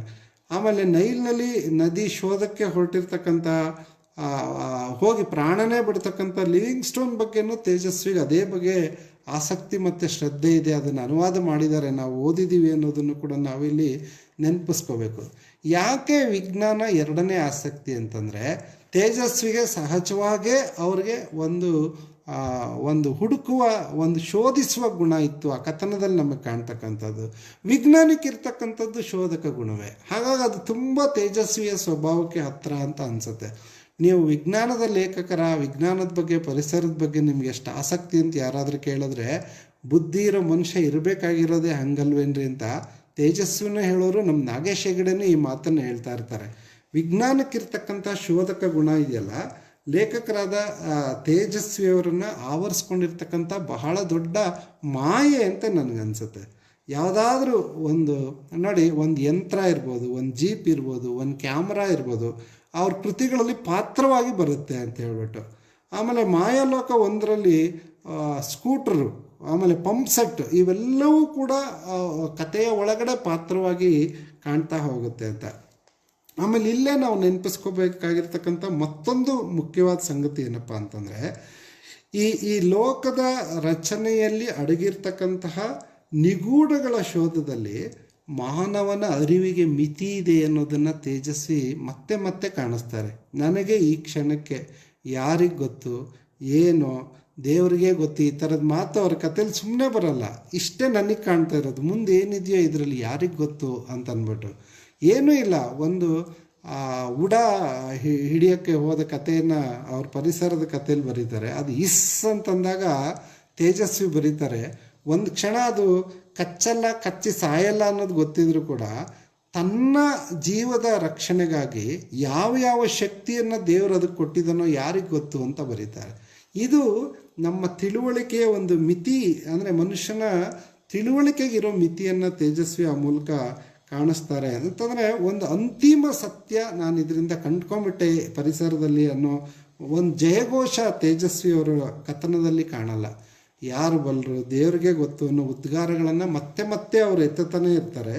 ಹಾಗಾಗಿ ಅವ್ರು ಹೇಳೋ ಮಾತು ನೋಡಿ, ಸರಿ ತಪ್ಪು ಹೇಗೆ ಹೇಳ್ತೀರಿ, ನಮಗೆ ಈ ಕ್ಷಣ ಇಲ್ಲಿ ಹೀಗನ್ನಿಸಿದೆ, ಜೀವ ವಿಕಾಸಕ್ಕೆ ಎಲ್ಲಿದೆ ಕೊನೆ ಅನ್ನೋ ಅವರ ಮಾತನ್ನು ನಾವು ನೆನಪು ಮಾಡಿಕೊಂಡ್ರೆ, ಕರ್ವಾಲೋ ಕಾದಂಬರಿಯ ಕೊನೆಯಲ್ಲಿ ಬರುತ್ತಲ್ಲ, ಆ ಮನುಷ್ಯನಿಗೆ ಸೃಷ್ಟಿಯ ರಹಸ್ಯ ಅನ್ನೋದು ಪೂರ್ಣವಾಗಿ ದಕ್ಕೋದಿಲ್ಲ ಅನ್ನೋ ಒಂದು ವಿನಯವನ್ನು ಇಟ್ಕೊಂಡು ಆ ತೇಜಸ್ವಿ ಕಥನವನ್ನು ನಿರೂಪಿಸ್ತಾರೆ ಹೋಗ್ತಾರೆ ಅಂತಕ್ಕಂಥದ್ದು. ಆಮೇಲೆ ಇದಿಷ್ಟೇ ತೇಜಸ್ವಿ ಕಥನದ ದಾರಿ ಅಂತ ನಾನು ಹೇಳಕ್ಕೆ ನಾನು ಆರಂಭದಲ್ಲೇ ಹೇಳಿದೆ. ಒಟ್ಟು ಅವರ ಕಥನದ ಒಂದು ಸಾಂದ್ರ ರೂಪ ಏನು ಅನ್ನೋದನ್ನಷ್ಟೇ ನಾನು ಮಾತಾಡ್ತಿರೋದು. ಯಾಕೆಂದರೆ ಈ ಉದಾಹರಣೆಗೆ ಕಿರುಗೂರಿನ ಗಯ್ಯಾಳಿಗಳನ್ನು ಇಟ್ಕೊಂಡು ನೋಡಿದ್ರೆ ಅದರಲ್ಲಿ ಬರ್ತಕ್ಕಂತಹ ದಾನಮ್ಮ ಇದ್ದಾಳಲ್ಲ, ಒಂದು ಹಳ್ಳಿಯ ಗೃಹಿಣಿ, ಸಾಮಾನ್ಯವಾದ ಗೃಹಿಣಿ, ಆದರೆ ಅವಳ ಒಳಗಿನ ಎಚ್ಚರ ಇದೆಯಲ್ಲ ಎಷ್ಟು ಅದ್ಭುತ. ಸುಮ್ಮನೆ ಆ ಕಿರುಗೂರಿನ ಗಯ್ಯಾಳಿ ಕಥೆ ನೋಡಿ, ಜೋರಾದ ಬಿರುಗಾಳಿ ಬೀಸ್ತಾ ಇರುತ್ತೆ, ಬಿರುಗಾಳಿ ಗಾಳಿ ನಮ್ಮ ನಿಯಂತ್ರಣಕ್ಕೆ ಸಿಕ್ಕದ ಪ್ರಕೃತಿ ಅಂತ ನಾವು ನೋಡಿ, ಆ ಪ್ರಕೃತಿ ಮತ್ತು ಮನುಷ್ಯ ಕಡ್ದಾಗ ಉರುಳಿ ಹೋಗ್ತಾ ಇರ್ತಕ್ಕಂಥ ಮರದ ದಿಮ್ಮಿ, ಇದು ಎರಡೂ ಕೂಡ ಮುಂದೆ ಆ ದಿಮ್ಮಿ ಎಲ್ಲಿ ಹೋಗುತ್ತೆ ಅಂತಲೇ ಗೊತ್ತಾಗಲ್ಲ. ಉರುಳ್ಕೊಂಡು ಎಲ್ಲೋ ಹೋಯ್ತು ಅಂತ ಅದ್ರ ಬಗ್ಗೆ ಕತೆ ಹೇಳ್ತಾರೆ ಹೊರತು ಅದು ನಮ್ಮ ಕೈಗೆ ನಿಲ್ಕೋದೇ ಇಲ್ಲ ಅಂತ. ಆದರೆ ಆ ಬಿರುಗಾಳಿ ಮತ್ತು ಈ ಮರದ ದಿಮ್ಮಿಯ ನಡುವೆ ಆ ಕಿರುಗೂರಿನ ಕತೆ ಬಿಚ್ಕೊಳ್ತಾ ಹೋಗೋದಿರುತ್ತಲ್ಲ, ಅಲ್ಲಿನ ಗಂಡಸರ ಉಡಾಫೆ ಇರ್ಬೋದು, ಹೆಂಡದ ಚಟ ಇರ್ಬೋದು, ಹೆಣ್ಣಿನ ಚಟ ಇರ್ಬೋದು, ಇವುಗಳನ್ನೆಲ್ಲ ಸಹಿಸ್ತಾ ಅಂತಿಮವಾಗಿ ದಾನಮ್ಮ ಅನ್ನೋ ಸ್ತ್ರೀ ಚೈತನ್ಯ ಸಿಡಿದು ನಿಂತು ಒಂದು ಎಚ್ಚರದ ಪ್ರಜ್ಞೆಯಾಗಿ ಎಂಥ ಮಾತಾಡ್ತಾಳೆ ಪಂಚಾಯಿತಿ ಕಟ್ಟೆಯಲ್ಲಿ ಅಂತಂದರೆ, ನೀವೆಲ್ಲ ಕೆಳಜಾತಿಯವ್ರ ಕೈಲಿ ಉಳುಕ್ ತೆಗೆಸಿ ಸೊಂಟ ನೆಟ್ಟಿಗೆ ಮಾಡ್ಕೊಳ್ಳಿಲ್ಲ ಅಂತಂದರೆ ನಿಮ್ಮ ಹೆಂಗಸ್ರೆಲ್ಲ ಸಂತೆಯಲ್ಲಿ ಹೋಗೋರಿಗೆ ಬರೋರಿಗೆ ಸೀರೆ ಬಿಚ್ಚಿ ಬಸರಾಗಬೇಕಾಗತ್ತೆ ಎಚ್ಚರ ಅಂತ ಗಟ್ಟಿ ದನಿಯಲ್ಲಿ ಹೇಳಿದ ತಕ್ಷಣ ಇಡೀ ವಾತಾವರಣದಲ್ಲಿ ಆಗ್ತಕ್ಕಂಥ ಬದಲಾವಣೆ ಇದೆಯಲ್ಲ, ಇದು ಮೇಲ್ನೋಟಕ್ಕೆ ತುಂಬ ನಾಟಕೀಯ ಅಂತ ಅನ್ಸುತ್ತೆ. ದಾನಮ್ಮನ ಬೈಗಳಕ್ಕಿರೋ ಶಕ್ತಿಯನ್ನು ತೇಜಸ್ವಿ ಬರುವಾಗ ಅವಳು ಬಾಯಿಗೆ ಬಂದಂಗೆ ಬೈದ ತಕ್ಷಣ ಅರ್ಧ ಮುರಿದು ಬಿದ್ದ ಮರ ಹಾಗೆ ನಿಂತು ಬಿಡ್ತು. ಇದೆಲ್ಲ ಒಂದು ಸಿಂಬಾಲಿಕ್ ಅಷ್ಟೇ. ತೇಜಸ್ವಿ ಈ ಥರದ್ರ ಕಡೆಗೂ ಗಮನ ಕೊಟ್ಟಿದ್ದಾರೆ. ಅಥವಾ ಕಾಡಿನ ಕಥೆಗಳಲ್ಲಿ ಅವರು ಅಕ್ಕಮ್ಮ ಹೇಳಿದ ಕತೆ ಅಂತ ಜಿಂಕೆ ಇದ್ರ ಕತೆ ಹೇಳ್ತಾರಲ್ಲ, ಅಲ್ಲೆಲ್ಲವೂ ಕೂಡ ಅಥವಾ ಮಾರ ಪ್ಯಾರ ಕಿವಿ ಇವರ ಚಲನೆಗಳಲ್ಲಿ ಇರ್ತಕ್ಕಂತಹ ತೇಜಸ್ವಿ ಕಾಣಿಸ್ತಕ್ಕಂತಹ ಲೋಕ ಇದೆಯಲ್ಲ, ಇದೆಲ್ಲದರ ಜೊತೆಗೆ ತೇಜಸ್ವಿಯ ಅಂತಃಸತ್ವ ಇದೆಯಲ್ಲ, ಬರವಣಿಗೆಯ ಒಟ್ಟು ಸತ್ವ ಇದೆಯಲ್ಲ, ಅದು ನಮ್ಮನ್ನು ಒಂದು ನಿಗೂಢತೆಯ ಕಡೆಗೆ, ಶೋಧದ ಪರಿಚಯ ಮಾಡೋ ಕಡೆಗೆ ಕರ್ಕೊಂಡು ಹೋಗುತ್ತೆ ಅನ್ನೋದು ಭಾಳ ಮುಖ್ಯ ಅಂತ ಹೇಳ್ಬಿಟ್ರು. ಆಮೇಲೆ ಭಾಳ ಮುಖ್ಯ ಏನಪ್ಪ ಅಂತಂದರೆ, ಈ ಮನುಷ್ಯನಲ್ಲಿ ಅಡಗಿರ್ತಕ್ಕಂತಹ ಒಂದು ಅಪರಿಮಿತವಾದ ಚೈತನ್ಯ ಇದೆಯಲ್ಲ, ಆ ಚೈತನ್ಯ ಏನಾಗಿದೆ ಅಂತಂದರೆ ರೂಢಿಗೆ ಬಿದ್ದು ಹೋಗಿರೋ ಒಂದು ಈ ಸಾಂಪ್ರದಾಯಿಕ ಸಮಾಜದಲ್ಲಿ ಸಿಲುಕ್ಬಿಟ್ಟು ಒಂದು ಪೂರ್ಣ ಪ್ರಮಾಣದಲ್ಲಿ ಅದು ವ್ಯಕ್ತ ಆಗ್ತಾ ಇಲ್ಲ. ಬಹಳ ಅದ್ಭುತವಾದ ಚೈತನ್ಯ ಇದೆ ಮನುಷ್ಯನಲ್ಲಿ, ಅದು ವ್ಯಕ್ತ ಆಗೋದಕ್ಕೆ ಈ ಸಾಂಪ್ರದಾಯಿಕ ಚೌಕಟ್ಟುಗಳು ಬಿಡ್ತಾ ಇಲ್ಲ. ಹಾಗಾಗಿ ಅದು ಪ್ರಕಟ ಆಗಬೇಕಾದ ಪ್ರಮಾಣದಲ್ಲಿ ಪ್ರಕಟ ಆಗ್ತಿಲ್ಲ ಅಂತಕ್ಕಂಥದ್ದು. ಅವರ ಅವನತಿ ಕಥೆಯಲ್ಲೂ ಕೂಡ ಅದನ್ನೇ ಹೇಳಕ್ಕೊಡ್ತಾರೆ. ನಾನು ಮತ್ತೆ ಚರ್ಚೆ ಮಾಡಿದ್ದೀನಿ ಸಾಕಷ್ಟು ಕಡೆ. ಅವನತಿ ಕಥೆಯಲ್ಲಿ ಬರ್ತಕ್ಕಂಥ ಸೂರಾಚಾರಿ, ಅದ್ಭುತ ಚೆಲುವೆಯಾದ ಗೌರಿ, ಇವರೆಲ್ಲ ಹೇಗೆ ಸಮಾಜದ ಅವನತಿಗೆ, ಕುಬಿ ಮತ್ತು ಇಯಾಲ ಕಥೆ ಕೂಡ ಒಂದು ಸಮಾಜದ ಅವನತಿಯನ್ನೇ ತೋರಿಸ್ತಕ್ಕಂಥದ್ದು. ಆ ಚಿದಂಬರ ರಹಸ್ಯ ಕಥೆ ಕೂಡ, ಕಾದಂಬರಿಯ ಕಥೆ ಕೂಡ ಅವ್ರಿಗೆ ಕೇಂದ್ರ ಸಾಹಿತ್ಯ ಅಕಾಡೆಮಿ ಅವಾರ್ಡ್ ಬಂದಿರತಕ್ಕಂಥದ್ದು, ಅದೂ ಕೂಡ ಒಂದು ಅವನತಿಯ ಕಥೆಯನ್ನೇ ಹೇಳ್ತಕ್ಕಂಥದ್ದು. ಅವರು ಆ ಕೆಸರೂರು ಅಂತಕ್ಕಂಥದ್ದು ಮೊದಲು ಹೇಗಿತ್ತಪ್ಪ ಅಂತಂದರೆ ಕರ್ನಾಟಕದ ಸ್ವಿಟ್ಜರ್ಲೆಂಡ್ ಅಂತ ಬರೀತಾರೆ ತೇಜಸ್ವಿ. ಅಂಥ ಸುಂದರವಾದ ಹಳ್ಳಿ ಇನ್ನೊಂದು ಇರೋಕ್ಕೆ ಸಾಧ್ಯವಿಲ್ಲ ಅಂತ. ಆದರೆ ನಿಧಾನವಾಗಿ ಅಲ್ಲಿ ಇರ್ತಕ್ಕಂತಹ ಬದುಕು, ರಾಜಕೀಯ ಜಂಜಾಟಗಳಿಗೆ ಸಿಕ್ಕಿ ಹೇಗೆ ಇಡೀ ಊರು ಒಂದು ಅವನತಿಯ ಕಡೆಗೆ ಸಾಗುತ್ತೆ ಅಂತಕ್ಕಂಥದ್ದು. ತೇಜಸ್ವಿಯವರ ಶ್ರೇಷ್ಠ ಕತೆ ಅವನತಿ ಅಂತ ನಾನು ಮತ್ತೆ ಹೇಳ್ತಾ ಇರ್ತೀನಿ. ಅವರ ಅಬಚೂರಿನ ಪೋಸ್ಟ್ ಆಫೀಸ್ ಸಂಕಲನದಲ್ಲಿದೆ. ಅದರಲ್ಲಿರೋ ಕತೆಗಳಲ್ಲಿ ತ್ಯಕ್ತ ಅನ್ನೋದು ಮಾತ್ರ ಮನಸ್ಸಲ್ಲಿ ನಿಲ್ಲಲ್ಲ. ಉಳಿದಂತೆ ತುಕ್ಕೋಜಿ ಕತೆ ಇರ್ಬೋದು, ಅಬಚೂರಿನ ಪೋಸ್ಟ್ ಆಫೀಸು, ಅವನತಿ, ತಬರನ ಕತೆ, ಕುಬಿ ಮತ್ತು ಇಯಾಲ, ಇವೆಲ್ಲವೂ, ಡೇರ್ ಡೆವಿಲ್ ಮುಸ್ತಾಫಾ, ಈ ಕತೆಗಳೆಲ್ಲವೂ ಕೂಡ ನಮ್ಮ ಮನಸ್ಸಲ್ಲಿ ಗಾಢವಾಗಿ ನಿಂತಿರ್ತಕ್ಕಂಥದ್ದು, ಒಂದು ಬಗೆಯ ಸಮಾಜದ ಅವನತಿಯನ್ನು ಸೂಚಿಸ್ತಾ ಇರ್ತಕ್ಕಂಥದ್ದು. ತೇಜಸ್ವಿ ಆ ಅವನತಿಯ ತಡೆಯುವಿಕೆಗೆ ವಿಜ್ಞಾನ ಮತ್ತು ತಂತ್ರಜ್ಞಾನವನ್ನು ಪರ್ಯಾಯವಾಗಿ ಸೂಚಿಸ್ತಾ ಇದ್ದಾರೆ. ನಮ್ಮ ಅರಿವು ಆ ದಿಸೆಯಲ್ಲಿ ಇದ್ದಿದ್ದಾದರೆ ಈ ಥರದ ಒಂದು ಸಾಂಪ್ರದಾಯಿಕ ಚೌಕಟ್ಟಿನಲ್ಲಿ ವ್ಯಕ್ತ ಆಗದಲ್ಲೇ ಇರ್ತಕ್ಕಂಥ ಮನುಷ್ಯನ ಚೈತನ್ಯ ಏನು ಇದೆ, ಅಥವಾ ಯಾವ ಪ್ರಮಾಣದಲ್ಲಿ ವ್ಯಕ್ತ ಆಗಬೇಕಿತ್ತು ಆ ಪ್ರಮಾಣದಲ್ಲಿ ಆಗ್ತಿಲ್ಲ ಅಂತ ಹೇಳ್ತಾರಲ್ಲ, ಅದಕ್ಕೆ ಪರ್ಯಾಯವನ್ನು ಬೆರಳು ಮಾಡಿ ತೋರಿಸ್ತಾರೇನೋ ಅಂತ ಅನಿಸುತ್ತೆ. ಆದ್ದರಿಂದ ಈ ಸಮಾಜದ ಅನಿಸಿಕೆಗಳಿಗೆ ಹೆದರದೆ ತಮ್ಮೊಳಗಿನ ತುಡಿತದಂತೆ ಕ್ರಿಯಾಶೀಲವಾಗ್ತಕ್ಕಂತಹ ವ್ಯಕ್ತಿತ್ವ. ನೀವು ಯೋಚನೆ ಮಾಡಿ ನೋಡಿ, ತೇಜಸ್ವಿ ಕೂಡ ಹಂಗೆ ನಿರಂಕುಶಮತಿ. ಯಾವನೇನಂದರೆ ನನಗೇನು ಯಾರನ್ನ ಮೆಚ್ಚಕ್ಕಾಗಿ ನಾನು ಬರೀಬೇಕಾಗಿಲ್ಲ, ಜನ ಓದಿ ಖುಷಿ. ಆಮೇಲೆ ಅವ್ರು ಬಳಸೋ ಭಾಷೆ ಕೂಡ ಎಷ್ಟು ಸರಳವಾದ್ದು, ಅದ್ಭುತವಾದ್ದು. ಯಾಕಂದರೆ ನಾವು ಬರೆದಿದ್ದು ಸಾಮಾನ್ಯರಿಗೆ ಅರ್ಥ ಆಗಬೇಕು ಅಂಥೇಳಿ ಆ ಶೈಲಿಯ ದಾಟುವಿಕೆ ಅಂತ ನಾನು ಆರಂಭದಲ್ಲಿ ಹೇಳಿದ್ನಲ್ಲ, ಆ ಶೈಲಿಯಲ್ಲಿ ಇವ್ರು ಮಾಡಿರ್ತಕ್ಕಂತಹ ಪ್ರಯೋಗಗಳು ಕೂಡ ಭಾಳ ಮುಖ್ಯ. ಅದು ಬೇರೆದೇ ಚರ್ಚೆ ಇರಲಿ, ನನ್ನ ಮಾತಿನ ಚೌಕಟ್ಟಿನ ಆಚೆಗೆ ಹೋಗ್ಬಿಡುತ್ತೇನೋ ಆ ಚರ್ಚೆ ಅಂತೇಳಿ ನಾನು ಮಾಡ್ತೀನಿ. ಹಾಗಾಗಿ ಈ ಥರದ ವ್ಯಕ್ತಿಗಳು ಒಂದು ಈಗ ಇವ್ರ ಕಥನದ ಕೇಂದ್ರಗಳಾಗಿ ಸಾಂಪ್ರದಾಯಿಕ ಸಮಾಜದ ಎದುರಾಳಿಗಳ ಥರ ನಿಂತ್ಕೊಳ್ತಾರೆ ನೋಡಿ. ಅವ್ರ ಕಥೆಗಳಲ್ಲಿ ಬರೋ ಮುಖ್ಯವಾದ ಕೆಲವು ಪಾತ್ರಗಳನ್ನು ನೀವು ನೆನ್ಪು ಮಾಡ್ಕೊಳ್ಳಿ. ಏನೋ ಒಂದು ಹುಚ್ಚನ್ನು ತಲೆಗೆ ಹತ್ತಿಸ್ಕೊಂಡು ಮನೆ ಬಿಟ್ಟು ಓಡೋಗಿ ತಿರುಗ್ತಾ ಇರ್ತಕ್ಕಂಥವರೇ ಜಾಸ್ತಿ. ತೇಜಸ್ವಿ ಬಿಟ್ಟು ಬಂದ್ರಲ್ಲ ಅವರ ಜುಗಾರಿ ಕ್ರಾಸಲ್ಲಿ ಬರ್ತಕ್ಕಂಥ ಸುರೇಶ ಮತ್ತು ಗೌರಿ ಎಮ್ಮೆ ಮಾಡಿದಂಥವ್ರು ಎಂಥ ತಿಕ್ಕಲಪ್ಪ ಅಂಥೇಳಿ. ಕರ್ವಾಲದಲ್ಲಿ ನೋಡಿ, ಅದರಲ್ಲಿ ಬರೋ ಮಂದಣ್ಣ, ಪ್ರಭಾಕರ, ಸ್ವತಃ ನಿರೂಪಕ, ಪ್ಯಾರ, ಇವರೆಲ್ಲ ಈ ಥರದ ತಿಕ್ಕಲು ಥರ ಇರ್ತಕ್ಕಂಥವ್ರು. ಜುಗಾರಿ ಕ್ರಾಸ್ನಲ್ಲಿ ಬರ್ತಕ್ಕಂಥ ಸುರೇಶ ಮತ್ತು ಗೌರಿ ಇರ್ಬೋದು, ಅಥವಾ ಮಾಯಾಲೋಕದಲ್ಲಿ ಬರ್ತಕ್ಕಂಥ ಕರಾಟೆ ಮಂಜ ಅಪ್ಪಣ್ಣ ಇರ್ಬೋದು, ಎಲ್ಲ ಇಂಥವರೇ ಅವ್ರ ಕಾದಂಬರಿಯ ನಾಯಕರು ಅಂತೇಳಿ. ಆಮೇಲೆ ಇಂಥ ನಾಯಕರ ಪ್ರವೇಶ ಕರವಾಲದಿಂದ ಮುಂದಕ್ಕೇನಲ್ಲ, ಹಂಗೆ ನೋಡಿದ್ರೆ ಹುಲಿಯೂರಿನ ಸರಹದ್ದು ಕಥೆಯಲ್ಲೇ ಆ ಥರದೊಂದು ಇವರು ಏನೋ ಹುಚ್ಚನ್ ತಲೆಗೆ ಹತ್ತಿಸ್ಕೊಂಡು ಮನೆ ಬಿಟ್ಟು ಅವನು ಅದ್ರಲ್ಲಿ ಬರೋ ಹುಲಿಯೂರಿನ ಸರಹದ್ದಲ್ಲಿ ಬರೋ ಸೋಮುನೇ ಆ ಸರಹದ್ದನ್ನು ದಾಟುವ ತುಡಿತಾ ಇರ್ತಕ್ಕಂಥವನು ಅಂತೇಳಿ, ಕೇರ್ ಮಾಡದೆ ದಾಟಬೇಕು ಅನ್ನೋ ತುಡಿತಾ ಇದ್ದಂಥವನು ಅಂತೇಳಿ. ಹಾಗಾಗಿ ಈ ಒಂದು ಸರಹದ್ದಿನ ಒಳಗಡೆ ಬದುಕಕ್ಕಾಗದೆ ದಾಟ್ತಕ್ಕಂಥವನು. ಈ ದಾಟುವಿಕೆ ತೇಜಸ್ವಿಯವರ ಬದುಕು ಮತ್ತು ಬರಹದಲ್ಲಿ ಮತ್ತೆ ಮತ್ತೆ ಕಾಣಿಸ್ತಾ ಇರ್ತಕ್ಕಂಥ ಒಂದು ಸಿಂಬಲ್ ಅಂತ ಅನಿಸುತ್ತೆ. ಹಾಗಾಗಿ ಹಾರೋ ಹಕ್ಕಿ ಕೂಡ ಅವರಿಗೆ ಒಂದು ರೂಪಕವಾಗಿ ಕಾಣುತ್ತೆ. ಹಕ್ಕಿ ಕೂಡ ಇದನ್ನು ಬಿಟ್ಟು ಹಾರ್ತಕ್ಕಂಥದ್ದು, ಬೇರೆ ಕಡೆಗೆ ಹಾರ್ತಕ್ಕಂಥದ್ದು, ಆಕಾಶದಲ್ಲಿ ಸ್ವತಂತ್ರವಾಗಿ ವಿಹರಿಸ್ತಕ್ಕಂಥದ್ದು, ಬೇಕಾದಲ್ಲಿ ಗೂಡು ಕಟ್ತಕ್ಕಂಥದ್ದು, ಬೇಕಾದದ್ದನ್ನು ತಿಂತಕ್ಕಂಥದ್ದು, ಬೇಕಾದ ಹಾಗೆ ಬದುಕನ್ನು ಕಟ್ಕೊಳ್ತಕ್ಕಂಥದ್ದು. ಅದಕ್ಕೆ ತೇಜಸ್ವಿ ಪಕ್ಷಿ ಲೋಕ ಭಾಳ ಮುಖ್ಯ ಅಂತೇಳಿ. ಆಮೇಲೆ ಓತಿ ಅಕ್ಕಿ ಥರ ಹಾರಲ್ಲ, ಆದರೆ ತನಗಿರೋ ಎಲ್ಲ ಕಷ್ಟಗಳಲ್ಲೂ ಕೂಡ ಅಂತಿಮವಾಗಿ ಕರ್ವಾಲ ಓತಿ ಹಾರುತ್ತೆ, ಅನಂತದಲ್ಲಿ ಲೀನ ಆಗುತ್ತೆ ಅಂತಕ್ಕಂಥದ್ದು ಅಂತೇಳಿ. ನಮಗೆ ಈ ಹಾರೋ ಓತಿ ಚಾರಣಯಾನದ ಮೂಲಕ ತೇಜಸ್ವಿ ಹೊಳಿಸ್ತಕ್ಕಂಥ ಅರ್ಥ ಭಾಳ ಮುಖ್ಯ ಅಂತೇಳಿ ನನಗೆ ಅನಿಸುತ್ತೆ. ಮೂರನೇದಾಗಿ ತೇಜಸ್ವಿ ಈ ಒಟ್ಟು ಅವ್ರ ಕಥನವನ್ನು ಮುನ್ನಡೆಸೋದಕ್ಕೆ ಆಯ್ಕೆ ಮಾಡ್ಕೊಂಡಿರ್ತಕ್ಕಂಥ ಕೆಲವು ಟೂಲ್ಸ್ಗಳಿದೆ. ಹುಟ್ಟುಗೋಲುಗಳು ಅಥವಾ ಹಾಯಿ ದೋಣಿ ಕೋಲು ಅಂತ ಹೇಳ್ತೀವಲ್ಲ, ಮುನ್ನಡೆಸ್ತಕ್ಕಂಥ ಹುಟ್ಟುಗೋಲು ಇದೆಯಲ್ಲ, ಅದು ಭಾಳ ಮುಖ್ಯ ಅಂತ ಹೇಳ್ಬಿಟ್ಟು ಅಲ್ಲಿ ಎರಡು ಬಗೆಯ ಹುಟ್ಟುಗೋಲು ಹಾಯಿ ದೋಣಿ ಇದೆ. ಒಂದರಲ್ಲಿ ಒಂದು ಕಡೆಗೆ ಲಿಂಗ, ಮಂದಣ್ಣ, ಮಾರ, ಪ್ಯಾರ, ಎಂಟ, ಕಿವಿ, ಮರಿ, ಚಿಂಕ್ರಮೇಸ್ತ್ರಿ, ಅಕ್ಕಮ್ಮ, ಮುಸ್ತಫಾ ಇಂಥವರೆಲ್ಲ ಒಂದು ಕಡೆಗಿದ್ದಾರೆ. ಇನ್ನೊಂದು ಕಡೆಗೆ ನೋಡಿ, Carvalho, Aristotle, Kenneth Anderson, Jim Corbett, Livingstone, Stanley, ಆಮೇಲೆ ಜೆರಾಲ್ಡ್ ಡ್ಯೂರಲ್, ಆಮೇಲೆ ಲಾರಾ ಇಂಗಲ್ಸ್, ಇಂಥವರೆಲ್ಲ ಇನ್ನೊಂದು ಕಡೆಗಿದ್ದಾರೆ ಅಂತೇಳಿ. ಈ ಇಬ್ಬಗೆಯ ಹುಟ್ಟುಗೋಲಿನ ಮೂಲಕ ಮೊದಲನೇವರೆಲ್ಲ ಒಂದು ಅಜ್ಞಾತ ಸ್ಥಳೀಯ ಭೂಗೋಳದ ಮೌಖಿಕ ಪರಂಪರೆಯ ಪ್ರತಿಭೆಗಳು ಅವರೆಲ್ಲ, ಮಂದಣ್ಣ, ಮಾರ, ಪ್ಯಾರ ಇವರೆಲ್ಲ. ಉಳಿದವರು ಈ ಕರ್ವಾಲೋ ಇವರೆಲ್ಲ ವಿಶ್ವಾತ್ಮಕ ನೆಲೆಯ ಪ್ರಸಿದ್ಧ ಚೇತನಗಳು ಅಂತ.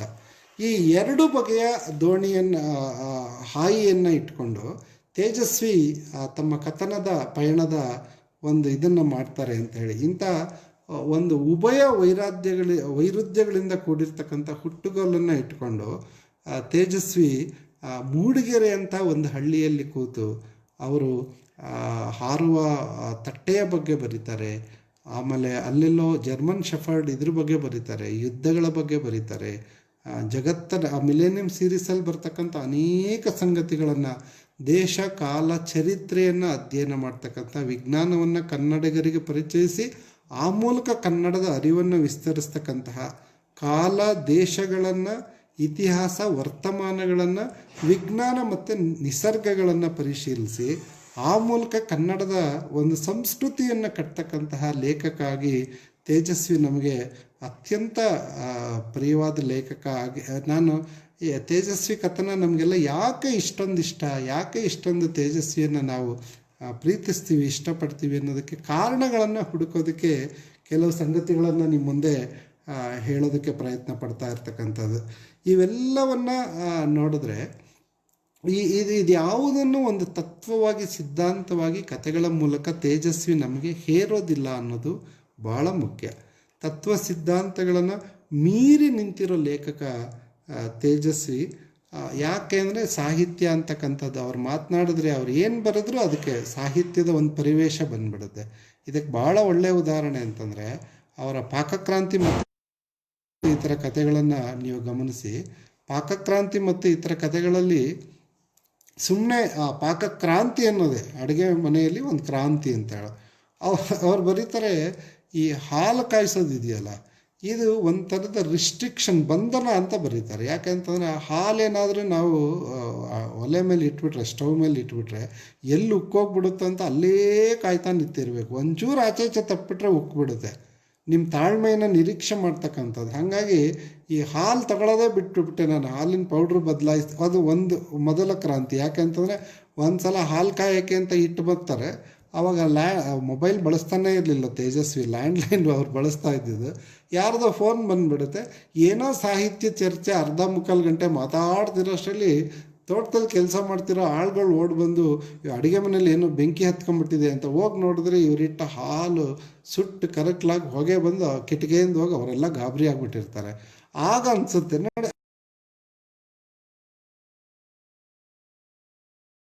ಆ ಗ್ಯಾಸ್ ಕುಕ್ಕರ್ ಸರಿಯಾಗಿ ಸೆಟ್ ಮಾಡೋಕ್ಕಾಗದೆ 3 ಸಲ ಅದರ ವಾಲ್ ಕಿತ್ತೋಗಿ ಅಂಗಡಿಗೆ ಹೋಗ್ತಾರೆ. ಅಂಗಡಿಗೆ ಹೋದ ತಕ್ಷಣವೇ ಕುಕ್ಕರ್ ತೊಗೊಂಡು ಹೋದ ತಕ್ಷಣ ಅಲ್ಲಿ ಕೆಲಸ ಮಾಡೋ ಹುಡುಗಿ, ನಿಮ್ಮ ಹೆಂಡತಿ ಊರಲ್ಲಿ ಇಲ್ವಾ ಸರ್ ಅಂತ ಕೇಳ್ಬಿಡ್ತಾಳೆ.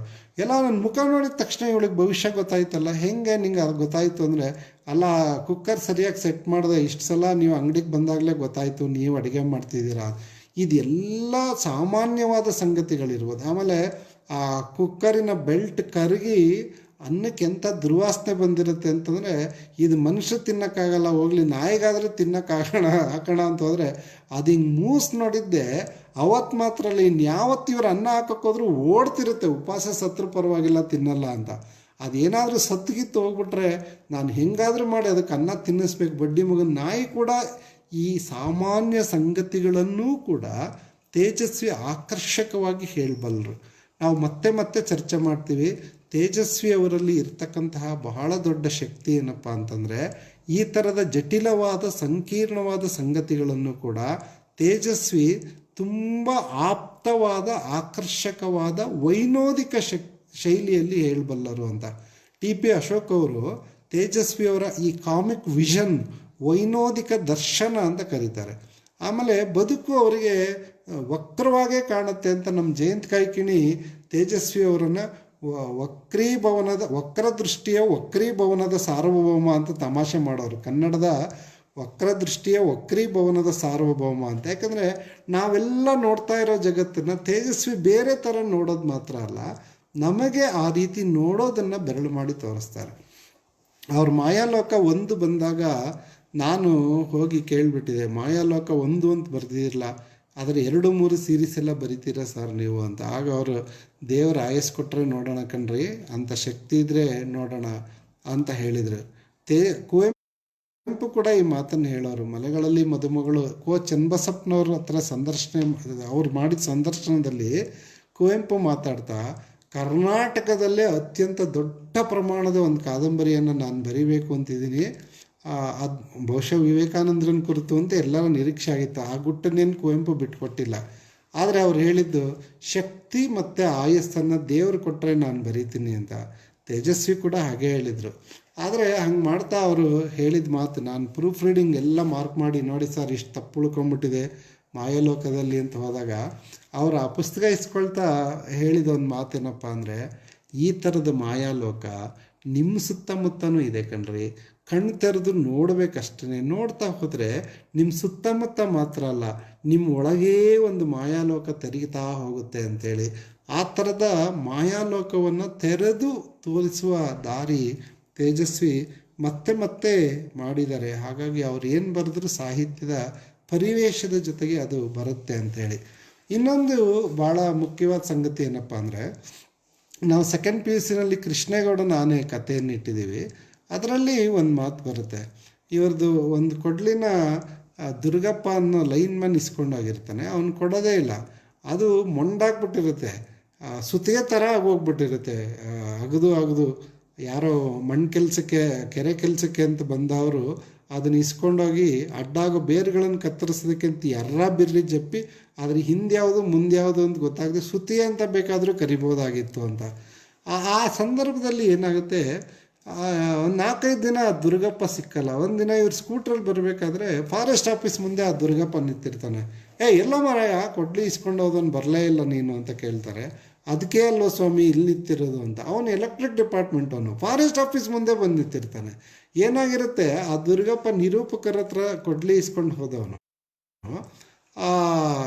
ಲೈನ್ ಮೇಲೆ ಬಿದ್ದಿರೋ ಮರದ ಕೊಂಬೆನ ಕ್ಲಿಯರ್ ಮಾಡೋಕ್ಕೆ ಅಂತ ಹೋದಾಗ, ಮರ ಕಡಿತಿದೆಯಾ ಅಕ್ರಮವಾಗಿ ಅಂತ ಆ ಫಾರೆಸ್ಟ್ ನಾಗರಾಜ ಕೊಡ್ಲಿ ಸಮೇತ ಕಿತ್ಕೊಂಬಂದು ಆ ಕೊಡ್ಲಿನ ಎವಿಡೆನ್ಸ್ ಆಗಿ ಇಟ್ಕೊಂಡು ಕೂತ್ಬಿಟ್ಟಿರ್ತಾನೆ.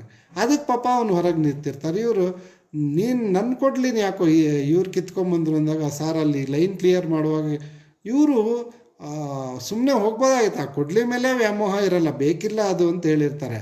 ಆದರೆ ಎಲ್ಲ ನನ್ನ ಕೊಡ್ಲಿ ಅದು ಹೆಂಗೆ ಇವ್ರು ಕಿತ್ಕೊಂಬಂದ್ರು ಅಂತ ಹಿಂಗೆ ಹೋಗ್ತಾರೆ. ಇದರಲ್ಲಿ ಏನ್ರಿ ನಾಗರಾಜ್ ನನ್ನ ಕೊಡ್ಲಿ, ಅವನು ವೆಪನ್ ಮುಖ್ಯ. ನಾಳೆ ಕೋರ್ಟಲ್ಲಿ ಇವನನ್ನು ಹಾಜರುಪಡಿಸಿದಾಗ ಯಾವುದ್ರಲ್ಲಿ ಮರ ಕಡಿತಿದ್ದ, ಕತ್ತಿಲ್ಲ, ಗರಗಸ್ತಲ್ಲ, ಕೊಡಲಿಲ್ಲ ಅಂದಾಗ ನಮಗೆ ಸಾಕ್ಷಿ ಬೇಡವಾ, ಅದಕ್ಕೆ ವೆಪನ್ ನೀವ್ಯಾಕಿಂತ ಇಲ್ಲೀಗಲ್ ಕೆಲಸಕ್ಕೆಲ್ಲ ಕೊಡ್ತೀರಾ ಅಂತ ಇವ್ರ ಮೇಲೆ ಆರೋಪಿಸ್ಬಿಡ್ತಾರೆ. ಇವ್ರಿಗೆ ಎಲ್ಲ ಇವನ ನನ್ನ ಕೊಡ್ಲಿ ವಾಪಸ್ ಅಂದರೆ ಒಂದು ಕ್ಷುದ್ರ ಸಂಗತಿ. ಈ ಥರದ ಕ್ಷುದ್ರ ಸಂಗತಿಯನ್ನು ಹುಡುಕಿ ತೇಜಸ್ವಿ ಬರೀತಾರೆ. ನನ್ನ ಎಷ್ಟೋ ಕಥೆಗಳ ಮೂಲ ಇರೋದೇ ಇಂಥ ಕ್ಷುದ್ರ ಸಂಗತಿಗಳಲ್ಲಿ ಅಂತ ಬರೀತಾರೆ. ಆಮೇಲೆ ನೋಡ್ತಾ ಹೋದರೆ ಆ ನಾಗರಾಜನ್ಗಿರೋ PWD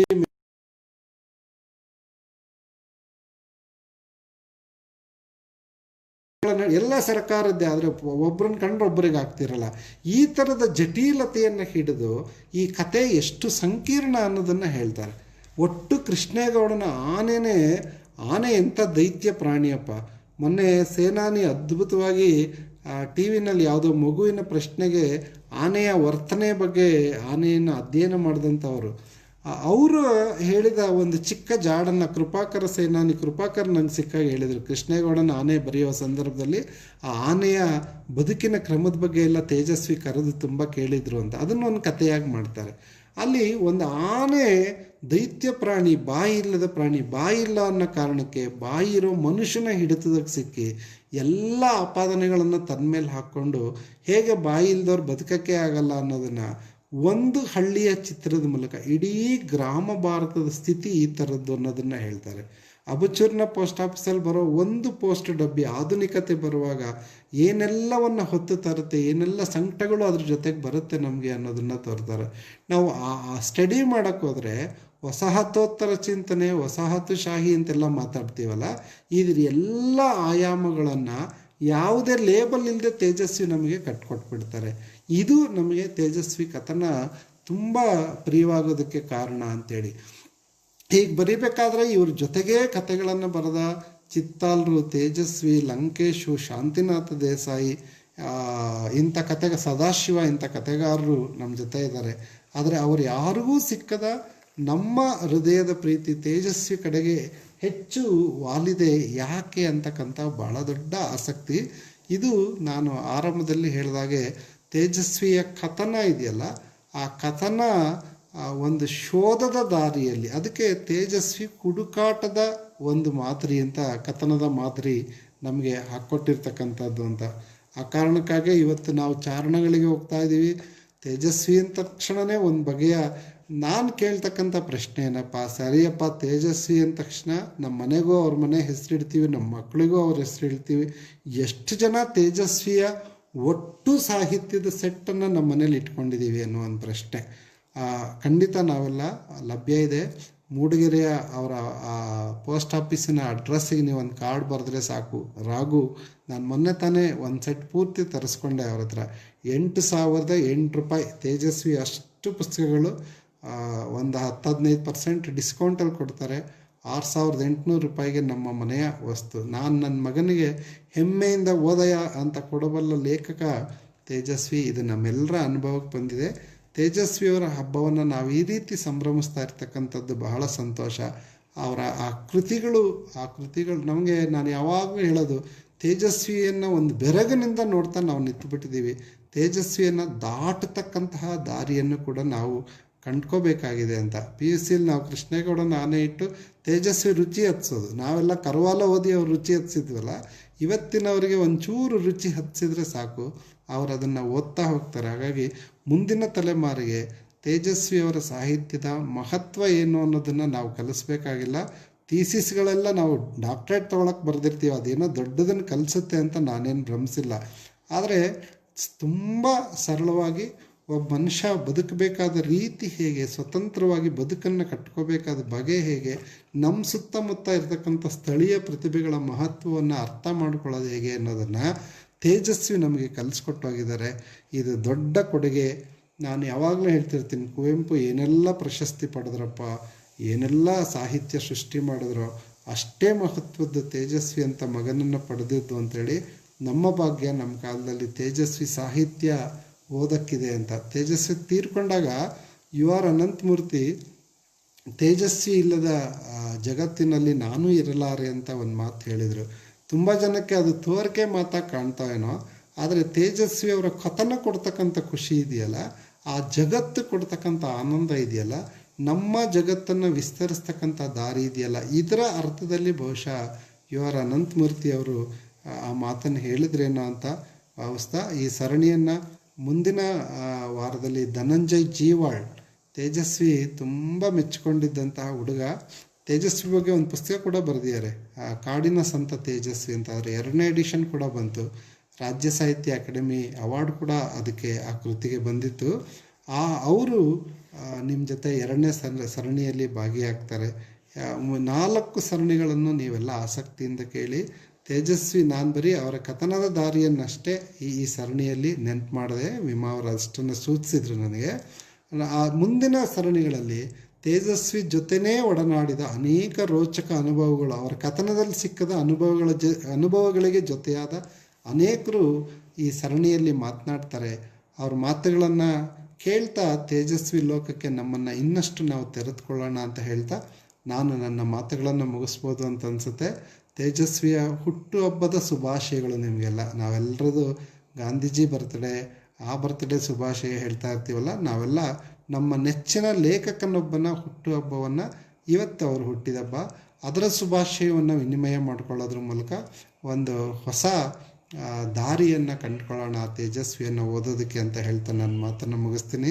ಕರ್ನಾಟಕ ವಿಶೇಷ ಪುಟದ ಮೂಲಕ ಇಂಥ ಮಾತಿಗೆ ಅವಕಾಶ ಕೊಟ್ಟ ಗೆಳೆಯ ವಿಮಾ ಅವರ ಪ್ರೀತಿಗೆ ನಾನು ನಮಿಸ್ತೀನಿ. ಜೊತೆ